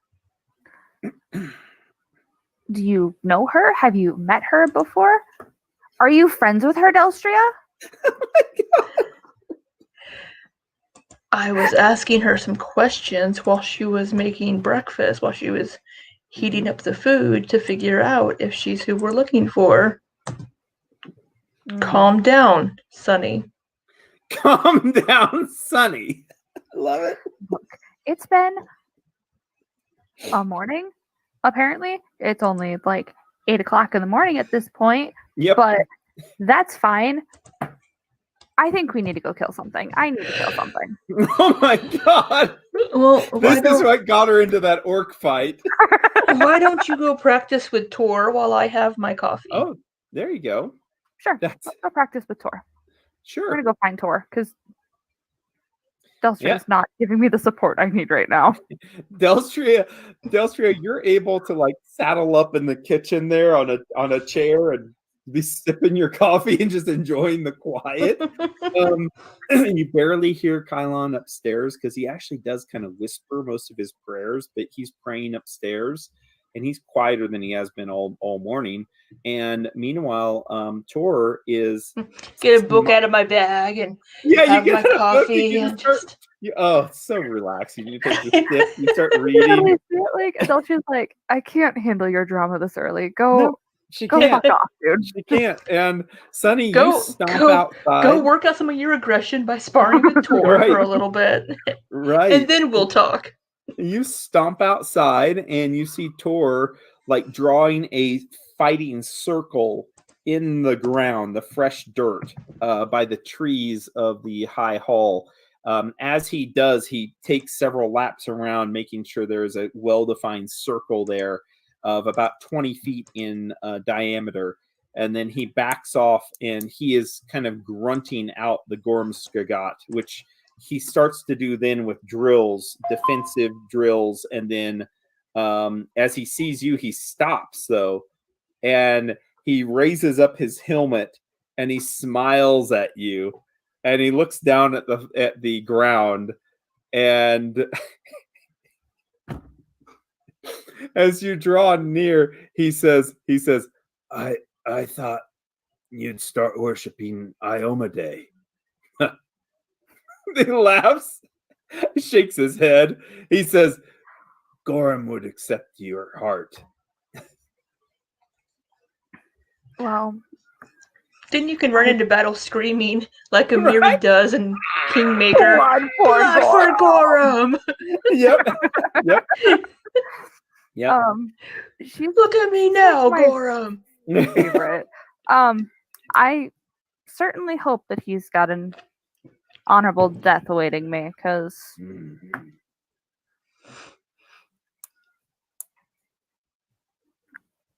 can I He- practice with you? He says, Pray with you? He says, worship with me. Yes. He says, home is difficult. And he nods his head. And then that's all he says. And then he starts the drills with you, showing you slowly what to do. And then it's like mock combat is part of it if you have somebody else to worship with you. But as he's going through it, he is very slow, and you can tell he's actually a really patient teacher, like showing you these some of the fighting stances and stuff like that. So I mean, there's a reason that I asked him to teach me how to speak fucking barbarian and not Barbarian. Delphia, so fucking barbarian. Fucking I'm in such a good mood. Okay. No. So yeah, we're gonna do that. Okay, yep. You do that, and meanwhile, some townsfolk like come up here on the other side of the stable, or the not the stable, but the corral area, and they watch you guys practicing a little bit. You know, some kids and stuff. up there against the fence. But I mean, you don't have a lot of people gawking at you or anything, and you go ahead and you do your worship. So there's drinking of coffee, there's worshiping, there's more worshiping upstairs, and meanwhile, Hawk is having a delicious breakfast. It's just a little bit too spicy as he's drinking his broth. What a delicious breakfast broth. Mhm. But it's apparently one of his favorites. Not really. It's not really a favorite, but it's what he can eat right now. Yeah, you don't know where the favorites are, like all of his favorites, comment Sunny. You imagine that as you're worshiping, you think, all of his favorites? How could she know all of his favorites? And you almost want to imitate like her giggly little annoying laugh during part of your training too. Oh no. And who puts on that much makeup as you swing again, this time a little bit too hard at Tor as he has to back up away from your machete? Oh, I love it. It's going to be a great day. Okay. So after that, after the morning time stuff, the Alaris is still there in the high home. She is not. She's like a tick attached to him. She will not leave. She's in the kitchen now singing. Delstria, as you are trying to focus on reading, she starts to sing as she puts away things. She asks you what you're reading. She doesn't seem like she really cares, but she's asking just to see because she's a little bit curious, You want to tell her anything about what you're reading? Just a book that I picked up on the travels. She says, it is good to pass time. She says, but she says, you have good company also. She says, and she says, there could be other beasts outside the walls. She says, She says, I am sure that Hosket or other council members, they might even have other things to do. She says, if you are bored. She says, if not, she says, it looks like you are very much involved in reading.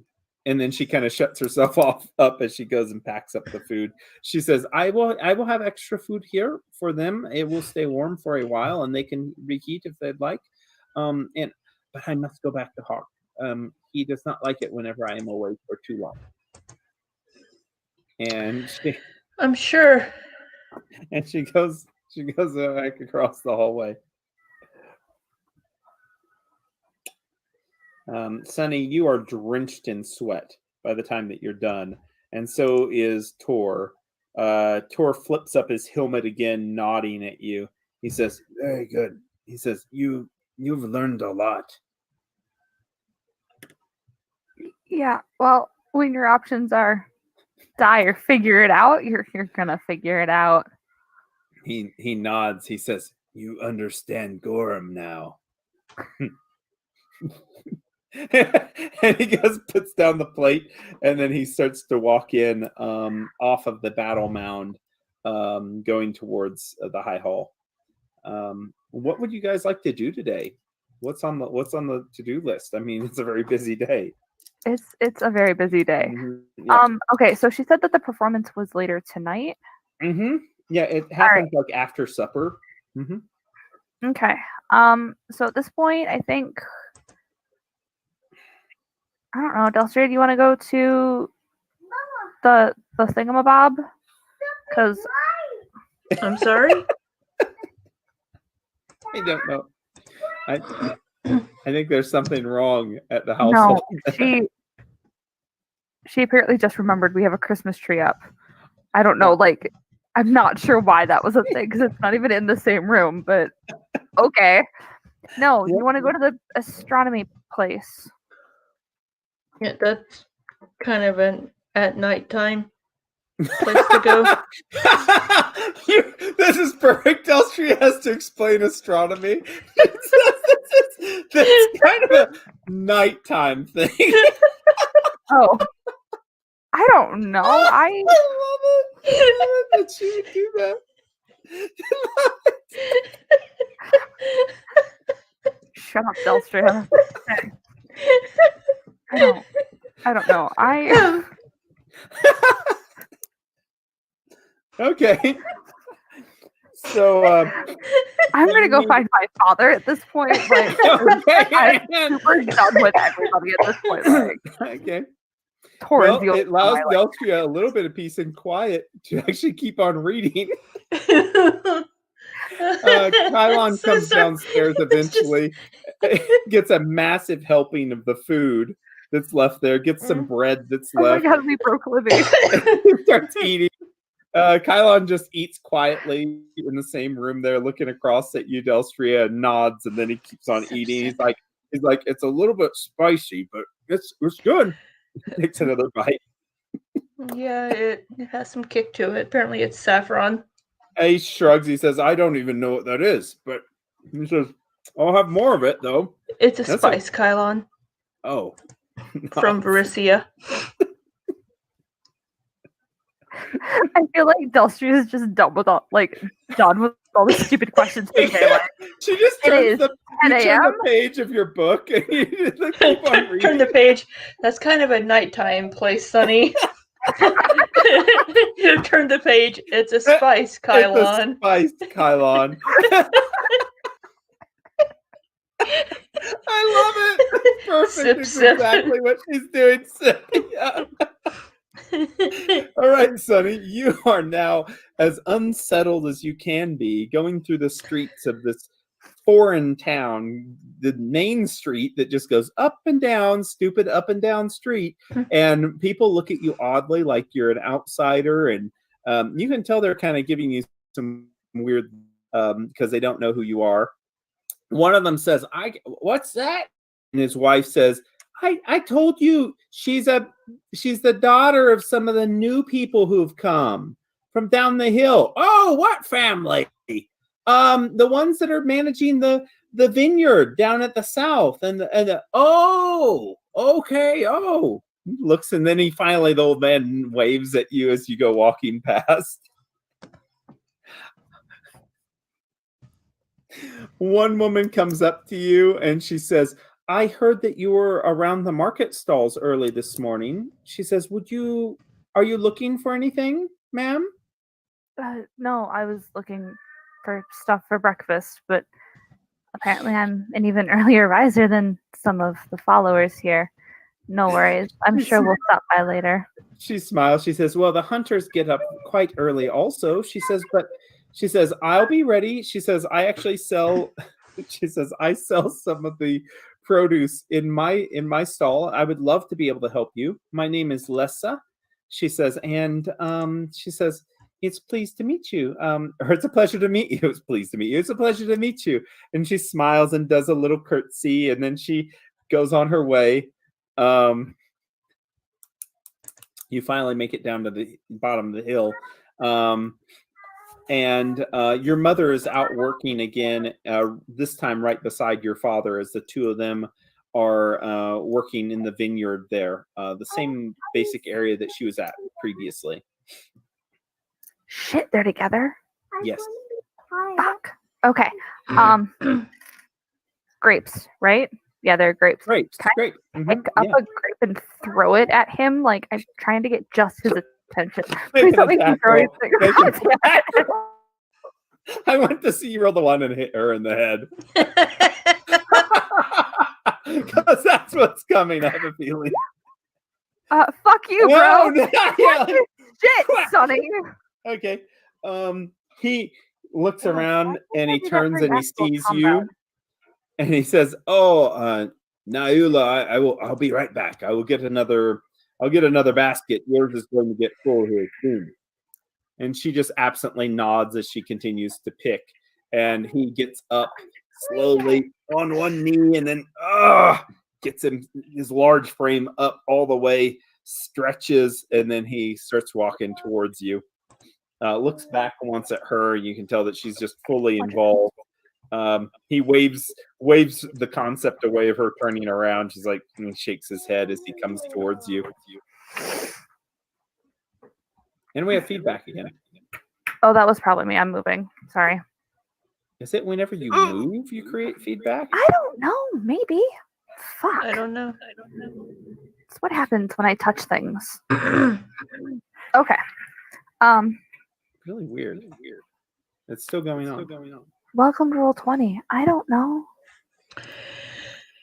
Anyways.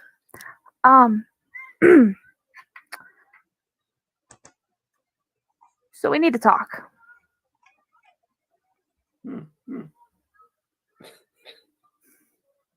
I don't know if I can do this whenever I'm hearing myself the whole time. Can you maybe I think try it stopped. logging off and logging back on? Why you Or- gotta be like that? Now it's Hold gone on. again. Well, what the hell could be doing that? Something has to be sharing the mic, right? Or there's two No. mics, think maybe so. Libby. They're broadcasting or something there on her end. Shouldn't be, Yeah, that's but what it maybe. would. That's what it would have to be. There would have to be a speaker and a microphone that's giving each other Feeding in. feedback. Yeah. Okay. But they're all interconnected. Well, I don't know. Whatever. I'll play with it later. Libby, I might Okay. ask you to log in at some point this week. The mic on your PC might get turned on periodically, because the mic Or- on my Stupid. the mic on my PC is on, and that's how yeah, StreamYard hears me. right. But Roll20 is using the mic in my headset. So dumb. Okay. Okay, well, it's better now. Ow. His eyes narrow. He says, what are we, what is it? He says, does this need privacy? I would prefer privacy, but wherever you're most comfortable. He says, well, let's take a walk. We will, we can walk along the ponds here. Perfect. He starts walking. He says, I can always tell when something is troubling you, my child. He says, you've come here with a dark cloud of trouble over you. And he says, I know it must be difficult, but this is where we live now. This is a new home for us. He says, I know that Hawk being hurt must be startling for you, but there is something else, isn't there? There's something else. There's a lot else, but I guess we can start with the big one of we might have crossed paths with the Technic League. He stops and he looks at you. He says, are you saying crossed paths like that beast yesterday? Yes, but only on a much bigger scale. Oh no. Your mother was worried about this. She said that you were running from something. That's the only reason you'd come back so soon, she said. No, I came back because I was worried about you guys. How so? There's nothing to be worried about for us here. We are. Look at us. No, there's. We're in a safe place here, honey. You're not that safe though, Dad, and there's at least one agent in this city. Oh. How would you know that, though? I mean, and if there are agents, we have not done anything. There's no reason to do anything with us. Wait a minute. Sonny, are you saying things you have done maybe... Oh, no. We wouldn't be a target, would we? I think that you're a target by association.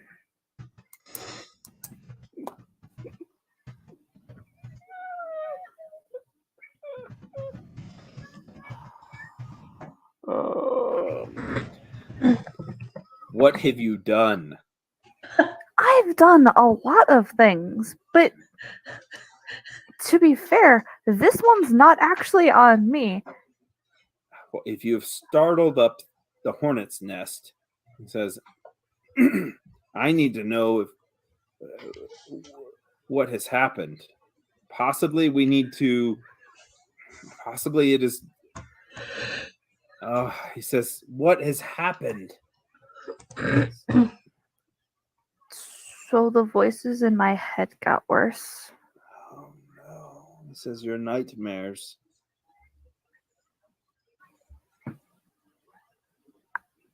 I think I figured out where I came from before you found me.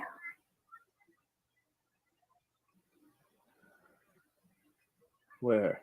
Where have you come from? From the Technic League. From no. What? What do you mean from the Technic League? So my friend Delstria, you remember her? She's Hmm. the pretty one that What? doesn't talk a whole lot. The half elf. Yes. Yes. Hmm? So she's super talented, and she hypnotized me and brought back a couple of memories. What? What does this mean then? What is this? Does this mean? Is this why you're traveling all together? Is this has this led to you doing things you have possibly gotten in trouble for? Sunnyvale. I think fate brought us together more than anything. He says, many times people explain fate in a way that suits them best and after the fact. I don't have a better way of explaining how I managed to meet them, though, and I don't know. They seem like good people to travel with. They've definitely saved my life a couple of times. Are they criminals? Have they brought any trouble? No. Not at all. How did you cross the Technic League? What? He looks around. He says, were you dealing with selling the items here that they restrict? The things that the Technic League say not to sell? It was a prosperous time in Torch. God. And unfortunately, that explains it. All the people from the River Kingdoms, all the outsiders, he nods. He says, okay. He says, Sunny, you must go and you must apologize and give back whatever you've taken. And you have to make yourself right here with them. The village here will be able to protect you, but no, Dad, you don't understand. Me, I'm what I've taken. You can't. What do you mean? I don't understand. That doesn't make any sense, Sunny. You are yourself. You're no one's property. You're not a slave, are you? You're not a slave. Are you an escaped slave of some kind? Because if there are ways to resolve that also. Slave's not the right word. Experiment was the word that was used to describe me. Oh, God. He shakes his head. He says, I don't understand. I just understand that it sounds like we are in danger now. You probably are, but we're trying to fix this the best way we can. How can you fix things with the Technic League? And then he's quiet as he looks down as a woman walks by you. He says, how can you fix things with the Technic League? I mean, unless you are able to pay off and make things right. He scratches the back of his head. He says, does this have to do with that barbarian? Was he up to no good? Does he know you? Like, really know you?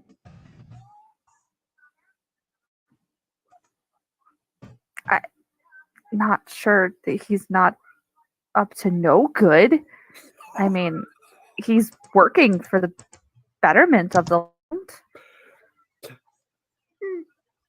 Shakes his head. Dad, I need to know. Whatever you remember from your conversation with him.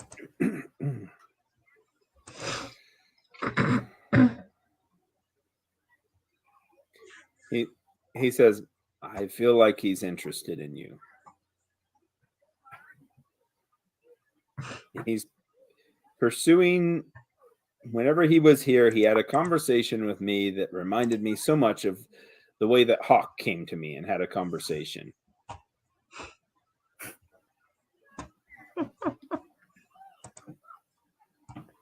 I said that I would not consent to anything, that you were not in my house anymore.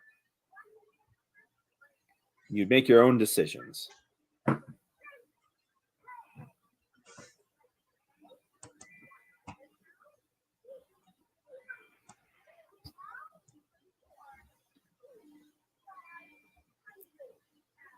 Okay.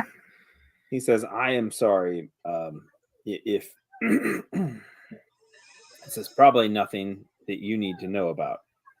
But he says, no, he says, not like that. He says, I mean, it's probably nothing for you even to consider. It is nothing that you should consider. Even dealing with somebody that might be an outlaw and you being in danger yourself is only going to get you killed, Sonny. There is a difference from you being dramatic and sometimes making foolhardy decisions, and now this, where it seems like you are just pursuing a path of rebellious nature. He says, I don't know, is it anything that I instilled in you or that your mother? I thought that we did not steer you in this path. Didn't we tell you about careful planning and decisions that need to be made with your heart and your mind, not just your heart? I just don't understand.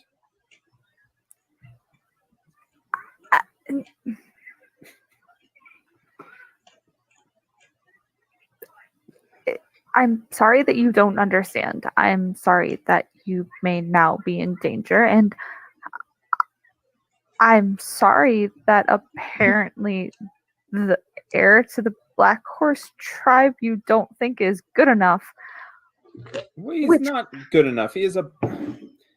Honey, you are special, and you need someone that will appreciate that, and someone that will that you will know about their intentions. I see that. I see that, and someone that is a barbarian, a Kelid that would get himself killed in the first year or two of your marriage, that is not a life that you want to live, is it? I mean, don't you want to be happy? That's all that I want you to do is to be happy and safe. And it seems like you are not safe, and it seems like you are going on a path of destruction. I don't see how you're going to be happy from this. I think that I'll be happy when the voices stop. I think that I'll be happy when I stop hearing reports from agent to agent about how they're here with the followers of Aristil and inside of the city.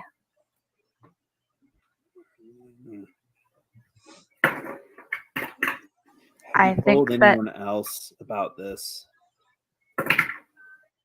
My group kind of knows. Maybe you need to... Maybe the best thing is to know that if they are watching us, we are safer. He looks down.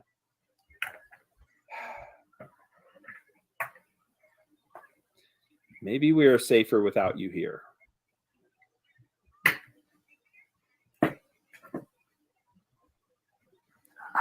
No, you're so right. For now, I mean, until you figure out your path or you make good and make yourself safe for them, whatever you need to do, I don't know what that is, and I wish I could help more. I could bring this up to the council that there'd be someone here, but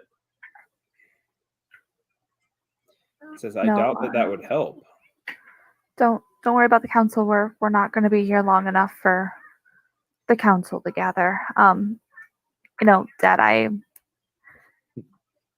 I really appreciate it, and I'm really sorry. I'll let you get back to the grapes. Sunny, No, we're good. I shouldn't have come back here. You're right. I, It was stupid of me. he says maybe he says it is the timing. He says if you get on a safer path, if you he says keep yourself out of danger.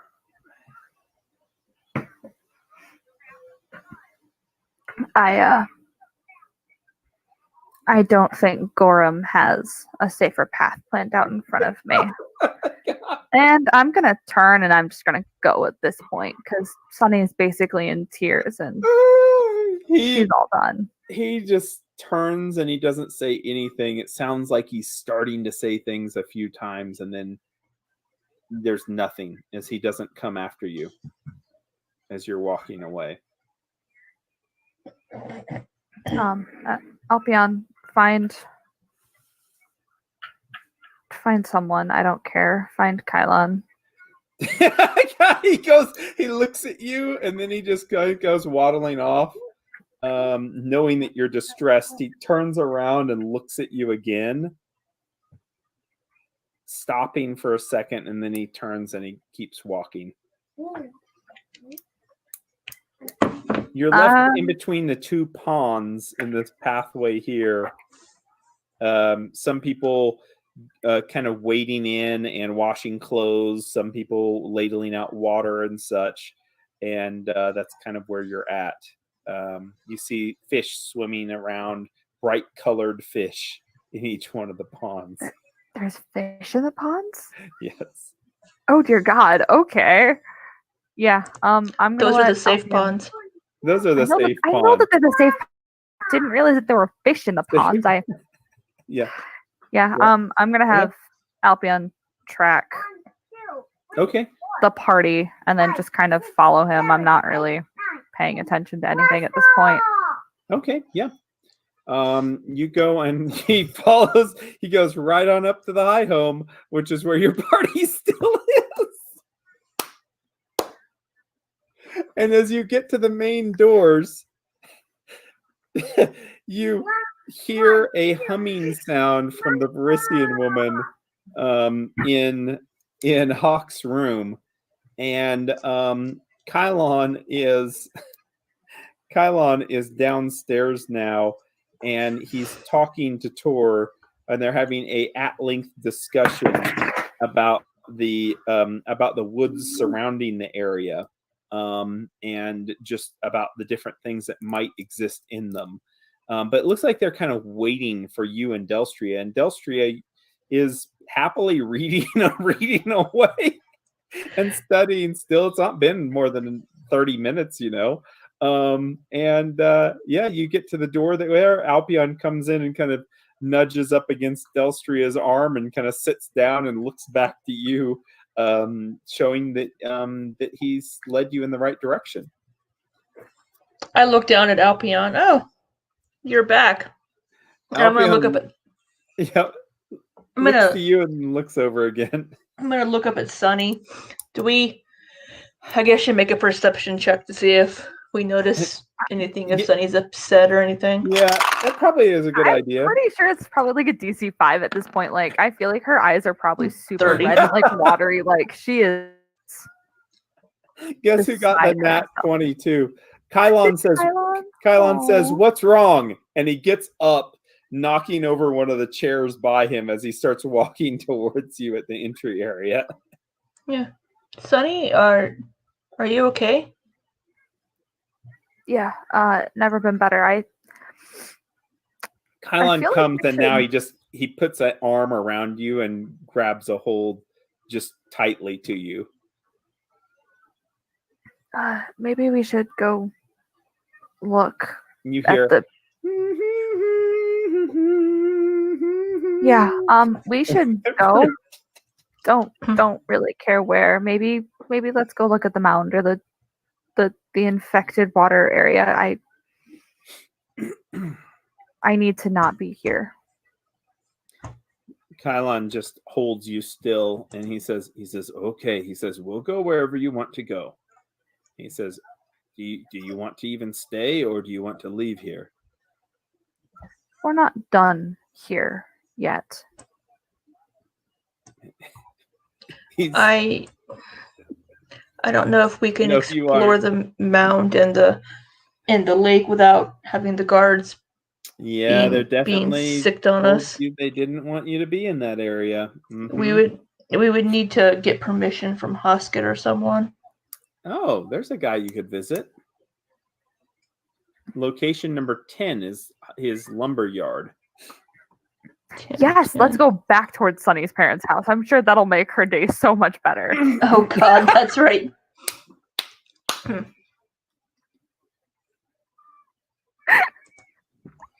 Oh my God, Sunny. Sunny keeps on thinking there's only one damn road in this whole place. Even though there's multiple, you've gone up and down this hill like 1,000 times. 100 times now.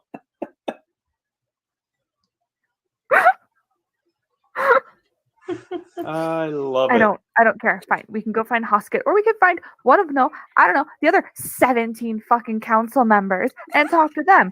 I don't care. There must be another council member somewhere, or maybe we can talk to the priest. Priest man should be able to give us permission, right? Oh, the priest opens the door at that moment, and and our Borak looks at you. He says, I'm here. I'm back. I'm sorry I was delayed this morning. Delayed with what? What could possibly be more important than being here trying to fix them? He says someone had a garden that was intruded upon last night by some rabbits. You are followers of Aristil. Can you guys not hunt rabbits? Sunny. He walks past. I just shake my head no. Kylon just continues to pat you, and he says, okay there. Okay. No, let's go figure out whoever this person is, so we can get out of here. I'm all done being in this city. Borak, he says, what is there a person I could help you find? I know most of the people here. Are there any other council members here right now other than Hoskett? He says, well, I'm a council member also. Oh, perfect. He says, would you grant us permission to look at the Long Bitter Lake and at the mound behind the High Home? Oh no, those are dangerous places. I definitely could not. He says, but once we get the council together, we could. No, we're not waiting until you get the council together. You told us that you would be able to help us with whatever it is that we needed help with. This is what we need help with. You're not spending 2 weeks getting your 16 little cronies together. Kylon's like, oh, okay. As he's patting you again. You hear like Tor like stirring, and he starts to walk to where he's flanking Borak very slowly. Borak's like, well, he says it's not that. He says it's the nature of the matter. He says those are it's a dangerous part of our city. And dangerous how? Like the creature well, that we killed for you?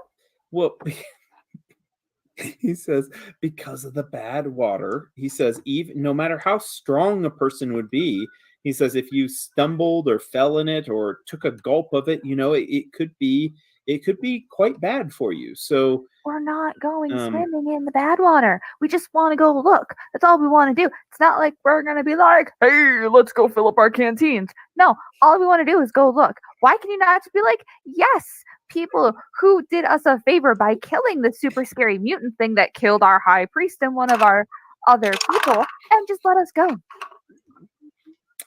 Make an influence check. And you're going to be making an intimidate check, by the way, if it matters. It doesn't. Like,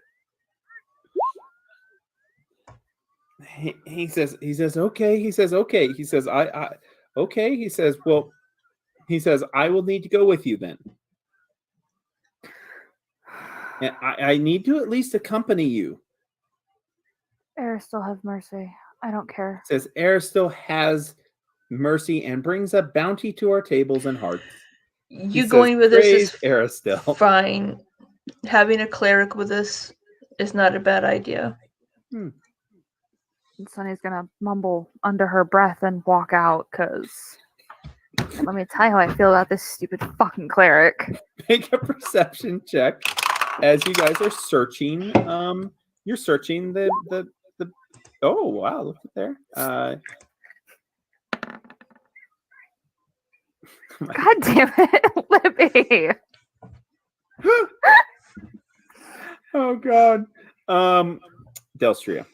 Mhm. You find the place that was in your vision, the impression that you had, and you see trail coming from it right here going to the south.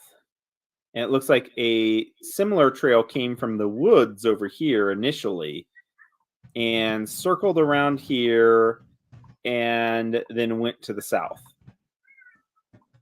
And you can see that pretty clearly with the impressions there on the ground. And you can tell that this was a person that was, at the time, barefoot. It was a human, barefoot, not very big and not very heavy, didn't have armored boots on or anything like that. And you're able to tell that right off the bat by looking at this area. Meanwhile, the water that you guys kind of examine, it seems like it has a slightly off smell. So, two things first. Uh-huh. If I were to like touch the footprint, would I be able to do my psychometry and get a impression? I would say probably not. Okay. I'd say probably not because it's just not enough of significance. It was a very brief, fleeting thing that really wouldn't have left much of an impression, I don't think. Then so, I would like to cast Detect Radiation on the water. Okay, yep. Let's see what happens then. Oh, let me Detect Radiation. Magic. Duration 10 minutes per level, so that could last it's a 120-foot spherical emanation around myself. It's concentration, right? It's 10 minutes per level of with concentration. Because I'm assuming it's like detect magic. Where... Yeah, I think it probably is where you have to maintain. It doesn't. In my description that I copied over here that just appeared, doesn't say that, but let me look it up. Okay. So it makes sense that you'd probably be a little bit focused on it while you're doing that. Either way, you're not going to detect radiation, which is a good thing. Mother effer. There goes that theory. All right. But Borak, my friend, since you decided to come along with us. Yeah, he notices you following the tracks and everything. He's like, oh. He says, "There's a trail here." Just as Delstria is following it along. Yeah. So it doesn't say that I have to have concentration. It just lasts 10 minutes per level. Okay. I mean, that's cool. It made sense to me that it would be like detect magic where it's focused, whatever. Yeah. So you said that you're part of the Deadeye Council? That I am.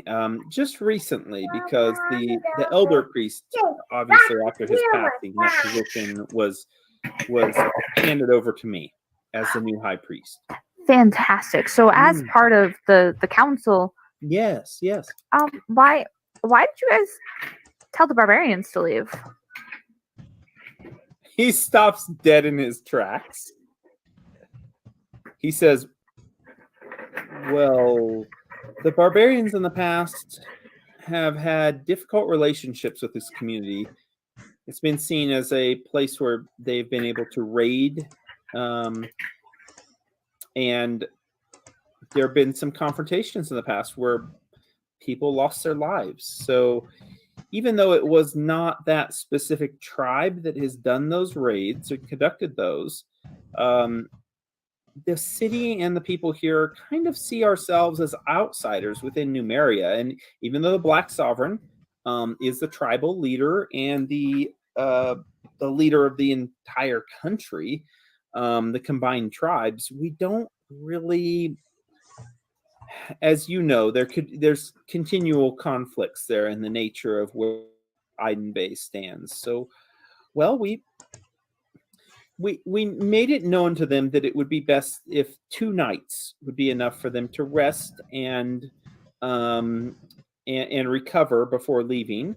And since they just kind of walked into town without any horses or anything, we did make sure that there were going to be steeds available for them for purchase, of course, so that they could travel out. And there wasn't any kind of harshness or anything like that. We just made it known to them that our guesting would only extend to just a few days with them, and that guards would need to be posted outside of the high home, and a few other measures taken also.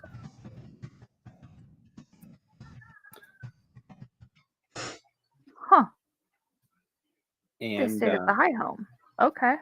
Well, yes, they did, and they were, once again, they were made sure to, as sometimes with some of the tribes, some rules and laws and such don't mean much to them in their way of living. So we made sure that we had those enforced, but there wasn't any confrontation.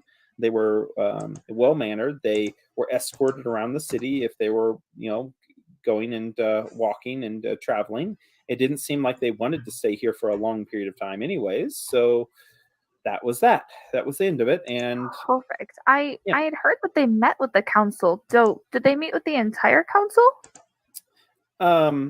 He looks down and he says, no, not with the entire council. He says, but 6 of us were able to meet with them. Oh, fantastic. Who are the 6? He says, well, the high priest, and there was Hosket, he says, and he rattles off other names. Clearly not important names, but Hosket's important. Yeah. And high priest. Okay. Yeah. So, okay. Delstria, are you finding anything of interest out here? She's scanning. Nothing yet, really, Delstria. Nothing that really alerts you of anything other than that trail of somebody that. So whenever we finish up here, I want to be able to follow that trail as far south as I can. Ooh, okay. See where it goes, but also I want to cast Detect Magic as well. Okay, sure. And in this, you are noticing some magical auras that are going to be on the priest. It's probably going to be some potions or minor magic items and stuff, but nothing that stands out to you. It's conjuration magic, abjuration magic. It's not necromancy or anything like that that would stand out as alarming to you. He notes the casting of spells, and he nods and he looks around the area. He says it's most peculiar. He says it's bad water. He says it seems to be tied in with the nature of the town. People didn't know that it was here whenever they first settled. Do you mind if I take a sample of it? Oh, he says, I really just don't think that you should touch it. He says it is not with my harmful. bare hands. I have some vials. Make a influence check if you would, diplomacy. See if he is going to. Just such a weak-natured person. Oh my God, Oh. Libby, what are you doing? He says, I think that would be best not to. No, you know what? I totally agree. So why don't you come and continue to talk to me, because I'm not done talking about the barbarians yet. How Because would you come over here and turn away from Delstria? let's walk this way. I can come back at night, cast a vanish spell on myself, and go get some freaking water if I want. I was just trying to be nice about it. Is that what you Sunny tell is him? trying to Is that help what you tell him? Delphria. Are you telling him that? No, I don't say that. That's just Okay. that's Libby saying that out of. Mm-hmm. Sunny is just trying to help you.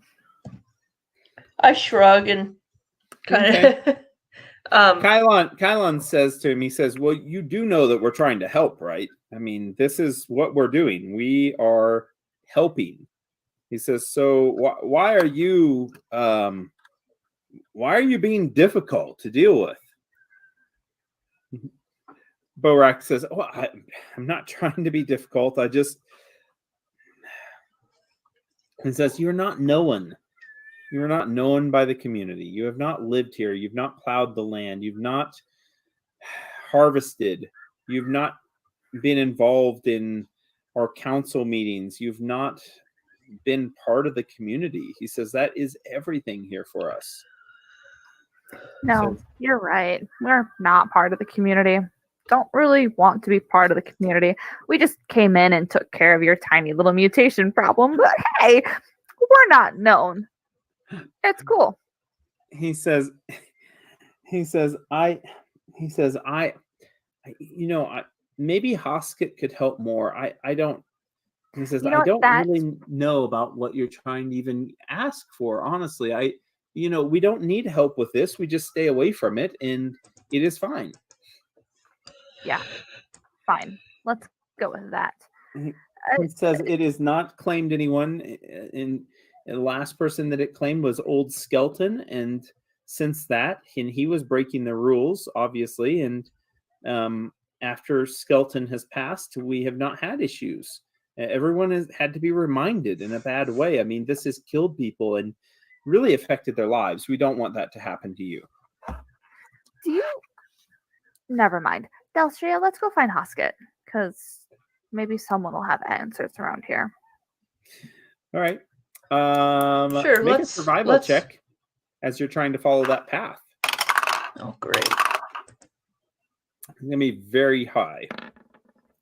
Wait, you said survival? Yeah, it's tracking that trail that's old that goes into the roadway here where many people have, well, actually right up here by 15. It goes beside that road and it seems to travel past that building. It doesn't seem to be going to the Chippers building. But what is Bardsley Chippers, by the way? I will tell you. That's a great question. Wood place? Like, it kind of feels like it's a... Wouldn't it feel like it would be like a wood chipping place? But there's already a lumberyard, which is not the same thing. Oh, it quarries the stone at the edge of the backwater. Oh, okay, that makes sense. Yeah. Mm-hmm, okay, I'll accept that. Yeah, it's a stonemason, basically. Yeah. Okay. All right. Well, you know what? Sunny's going to be really excited because you said we're over here by 15. Yeah. Look, we can go down literally any other road but the stupid fucking single road. Okay. Can the boys roll a survival check too? I did for them. Oh. Yeah, I did for them. One, Tor that actually has Tor has no possibility. He has a +1 to it. Kylon, meanwhile, he got a 23 total on his check, and that is not high enough. Oh, yeah. Kylon, that's amazing. Congrats. He has survival mainly because of heal, so that he can heal things. So, that makes sense. Mm-hmm. Okay. Yep. So kind of a dead end there. You know that somebody is around in the city, though. Somebody is being all sneaky, you would imagine. Let's go find Hoskett. Making your way down to the lumber yard, number 10, you see that a wagon is there pulled to the side, and it looks like there's a group of Verizians outside of that wagon. In the lumber yard itself, you see several workers hauling around wood and loading up another cart, and Hoskett is observing it all from the main building himself, out the back porch, nodding and kind of directing some of his laborers moving the lumber around. The Verizians seem like they're just kind of chilling, hanging out. There are 3 males and 1 female there, all of them adults. No children running around. I'm sorry, what was that? How many? 3 men, 1 woman, no children. All right, so the woman is Zadeshi or whatever the fuck her name is. Zaleshi, Zaleshi. which looks similar to Alaris. Her sister. And she, yeah, definitely, so. yeah, there was mentioned that she's a sister. Is not quite as dolled up with makeup and everything, but still a very Well, okay, she wasn't so going to visit her stupid boyfriend. question. yeah. What's that? Stupid question. Does one of them look not related to the others? Well, Is one of them missing an? I was gonna say earring, but it was a symbol, a finger symbol. Yeah, I was gonna say the finger symbol, like the earring. None of them are missing earrings. Some of the men do have body jewelry on. None of them have like the little symbols on because they're not performing or anything. So at this point, they don't have those on. I mean, and at a distance, they look like they're all very much kind of like I kind of figured. Similar racial background. You know what I mean? You mean there's like, not one who's like giant neon sign that says "I'm a spy" over their like head? a red clown nose? No, none of them stand out that way. Mm-hmm. Rude. None of them are in armor. None of them have weapons nearby that you can see. Are they on the way to Hosket? Like, they're kind would of. I be making like a giant detour to They're get? like right here. They're right here on the map. And Hosket's, there's kind of like there's an open gate here, so you could go past them on the way to Hosket if you'd like to. Yeah. I really just want to be like a giant hello as we go to Hosket because I'm trying really hard to figure out if I recognize anyone's voice.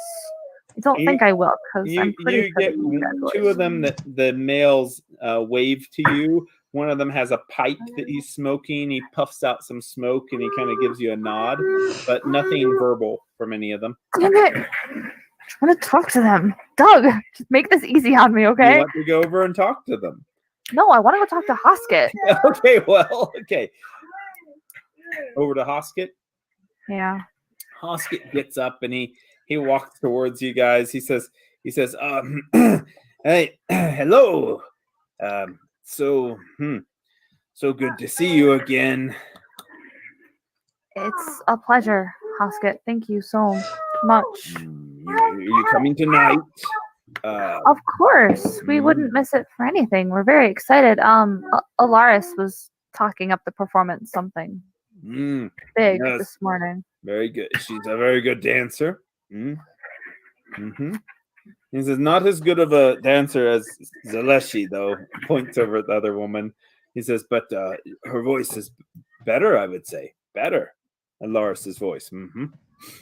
Good. Great.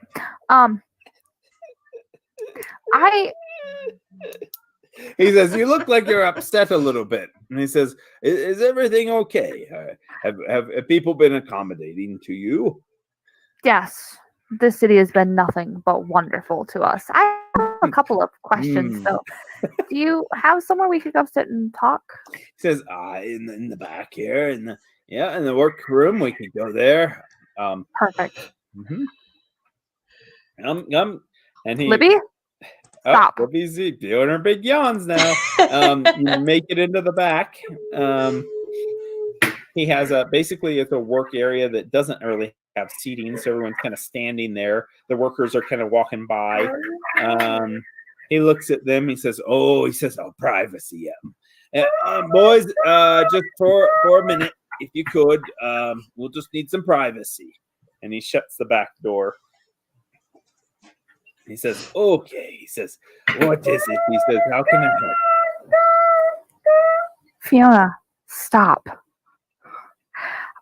There's actually quite a bit to talk to you about. So it was so weird. We found a thing in our room last night. No idea how it got there. Oh, he says that's something. And what did you think of the thing? I think that you have a pest inside of your city. Oh, he says, he says, perhaps, yep, And could you help? You think to make sure that whatever it is gone? I don't know. I feel like we're a little powerless here. I feel like maybe those who haven't been around as long should be asked to leave. What? No pizza today? He thinks about things. He says, "Oh," he says, I don't understand. We had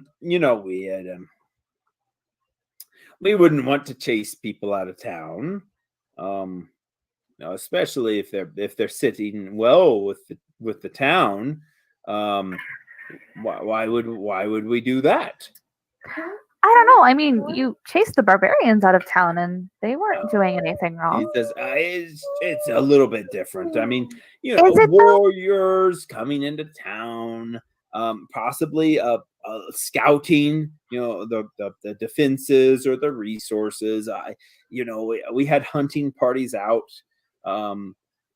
There's a number of things that could have happened. There have been violence in the past. Things got out of control with the Bloodguards 2 seasons ago with a group of them. I mean, they're not Bloodguards, though. Well, they were Black Horse. There were tell the 5 of them. Sometimes. And you have hundreds of people here. You could have stopped them. At that point, you also had your high priest and Red Fang, who, from what I hear, are very good warrior. See, I don't think that Valdrin and his associates really proved any sort of danger. At least no more danger than your current pest. He says, "Whoa." He says, besides that, and that might be a thing to bring up, and talk about more, and maybe things will change, over time. Good relationships take time. But right now, if there's an issue, well, see, Hoskett, sometimes pests just come dancing through the town. Dancing through the town. He says, "Oh," he says, dancing through the town.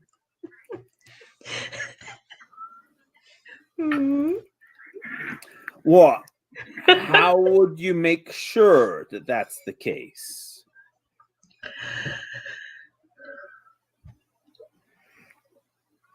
Clues had been left. Well. Oh, out of character. Well, asking DM real quick. Yeah. How big was the footprint that I saw? Oh, narrow. Did it look like a female Human. or male foot? Yeah, smaller Female. foot. Definitely Smaller foot. Yeah. Okay. Looked like probably a female's footprint. Could I determine the shoe size? Oh, it's like a fairy tale. I'm gonna be looking at her feet now. May I offer you a foot massage? Yes, I do free foot massages so for awkward dancers. so quickly. I love it. Hoskett says, "Now, how sure would you be? Because some of this, not to say too much, but Sonny, especially with you,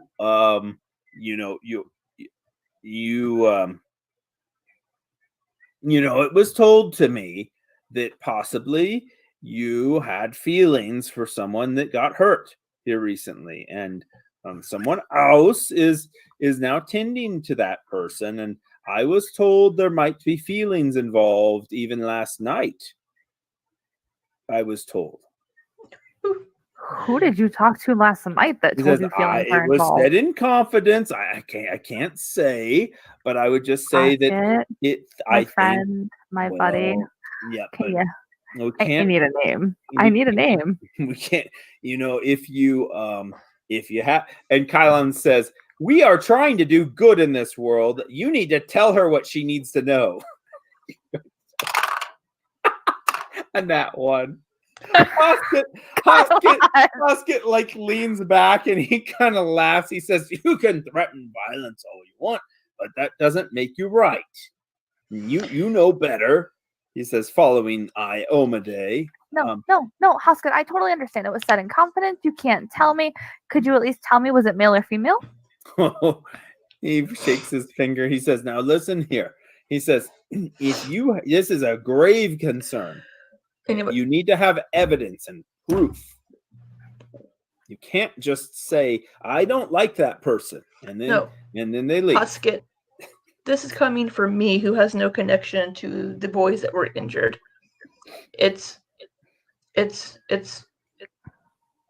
I'm 100% sure. He says, "Well, then maybe you need to talk with somebody that's maybe get more evidence, or maybe talk to somebody and verify."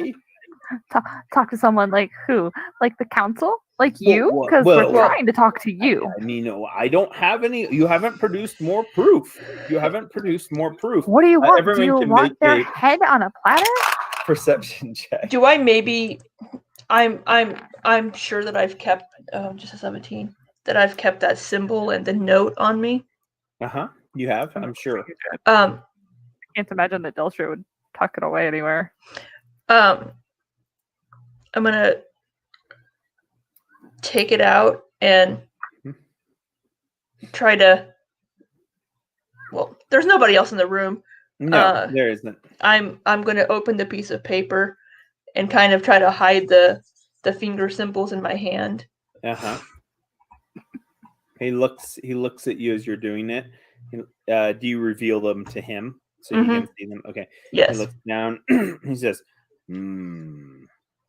He says, "That's no good." Do you recognize the handwriting? No. Where did you get that? Whose was that? This was Red Fang's. Red Fang. Yeah, you got it. You got the word right. He says, "Well, that looks like the symbols that they play." Exactly. Listen. He nods. He's like so over everything. It's He nods. He says, "So," he says, "how, okay." He says, "So maybe what we need to do then, we need to have the city do it the right way. So we will have I'll talk to the guard captain, and we'll have the caravan search through to see if there's anything maybe that would be suspicious." No. Eric, God bless you, man. Like, just what? What? What? No, having the guards would just make them run. Well, they couldn't run very far. I mean, And then you'll never know who the spy or who it is. Let us come to the performance tonight, and we're going to watch them, and we're going to go talk to them after we leave here, just to chit chat with them as fellow travelers. Okay. And see if we can get any information, and then we'll watch them tonight at the dance.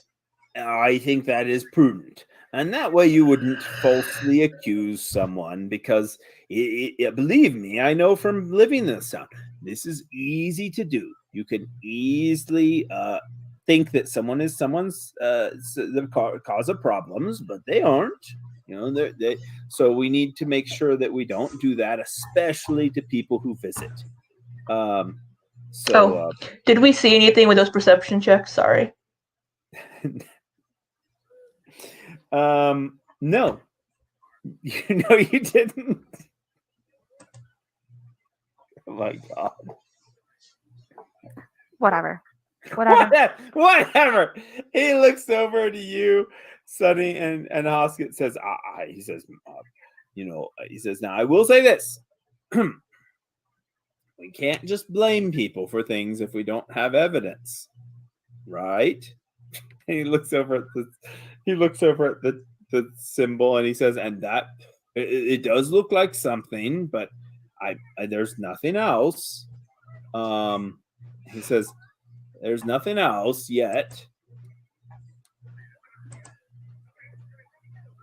You know, You can make a perception check again.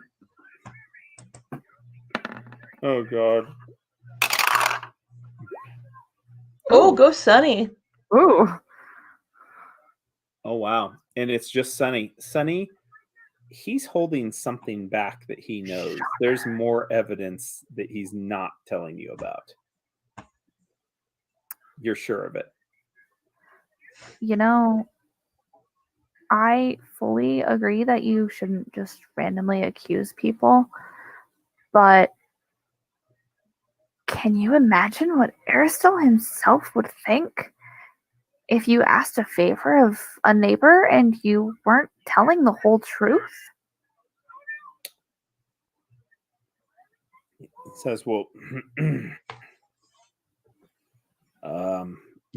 make a influence check. Sunny. No, I knew that was I coming. knew she was gonna scream I no. knew that was coming. Shit. That's not too bad. Influence is not my strong suit, Doug.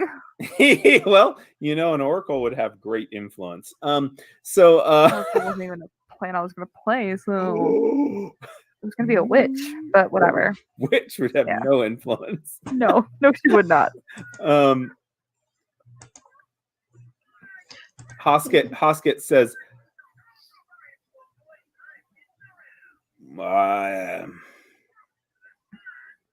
he says, I think it would be best if you came tonight, and maybe we could find out more. And I won't do anything with the guards. We'll let you look into things, but I will talk to the guard commander, and we'll make sure that everyone here, we keep a careful watch on everybody. He says, wouldn't that be fair to be prudent and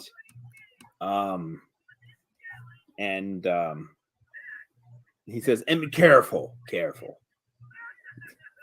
prudent. I'm just saying that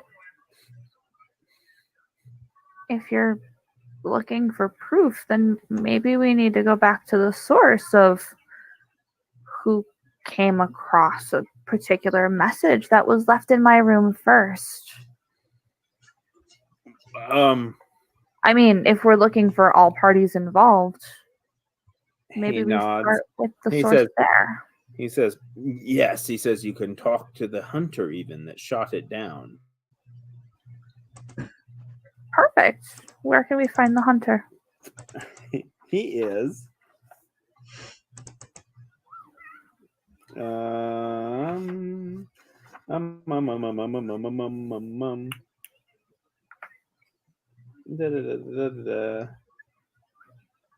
I assume he's going to be at this little get together tonight? He nods. What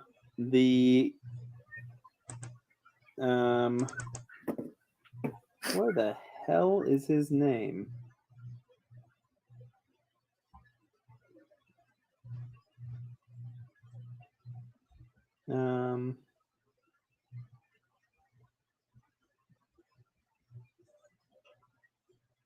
Abrit.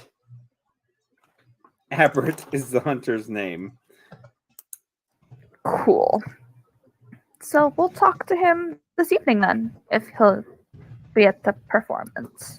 He says, fair enough. He says, that sounds, see, we just need to work it out one step at a time.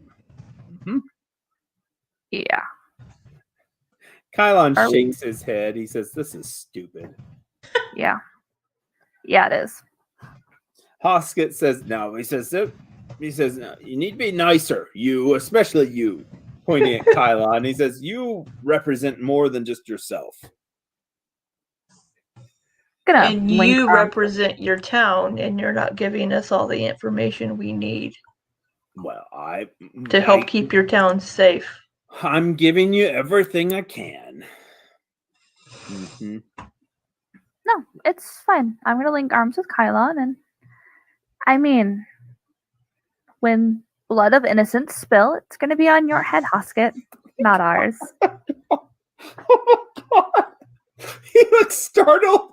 He says, "Oh, I know you didn't mean that. It's just you're upset. Whoa, it's fine. It's fine. We'll work it out. We'll find it out. And I'm very glad that you're here. And I told you about a little something that on the council's behalf I would, I would make sure made it to the lodge, and it's going to be there tonight." Mm-hmm. Mm-hmm. Yep. Out of character. Wasn't that the feather token? He was talking about a reward. Oh, for reward. You, Okay. Yeah, for you. Yeah, and you can tell like he's trying to make it better by saying that he's going to pay you off. Yeah, because You both have a sense that there's just something he is not telling you, some dirty secret he knows about that he's not revealing. yeah, he's a fucking technically agent. Pew, pew, pew, pew, pew. All right, Kylan and Sunny are gonna walk out the door. Out the back way. Yep. Okay. You know, Kylan, we could just go. Literally, we could just go. He nods. He says, "I think we might have to. I don't understand." And he opens the door. Then you go walking out. Hosket nods to you, Delstria. He says, I can tell you have a good heart, your group. He says, I will do whatever I can. Whatever I can. Mm-hmm. I wish I could believe you on that, Hosket. I really do. Oh, he says, you'll find out. I'm very trustworthy. I am. As you leave, you see that the wagon is set up there with the Varisians, and the three males are there, and the female is no longer. Is this where they perform at the lumberyard, or is it up here? Yes. Yep. They perform Okay. at the lumberyard actually, because they are not really still welcome Okay. through a lot of the town. I need a bathroom break. I need a break also to eat. Let's take a little 15-minute break. Okay. That works for me. You can get a shot, Alyssa. Make some cocoa.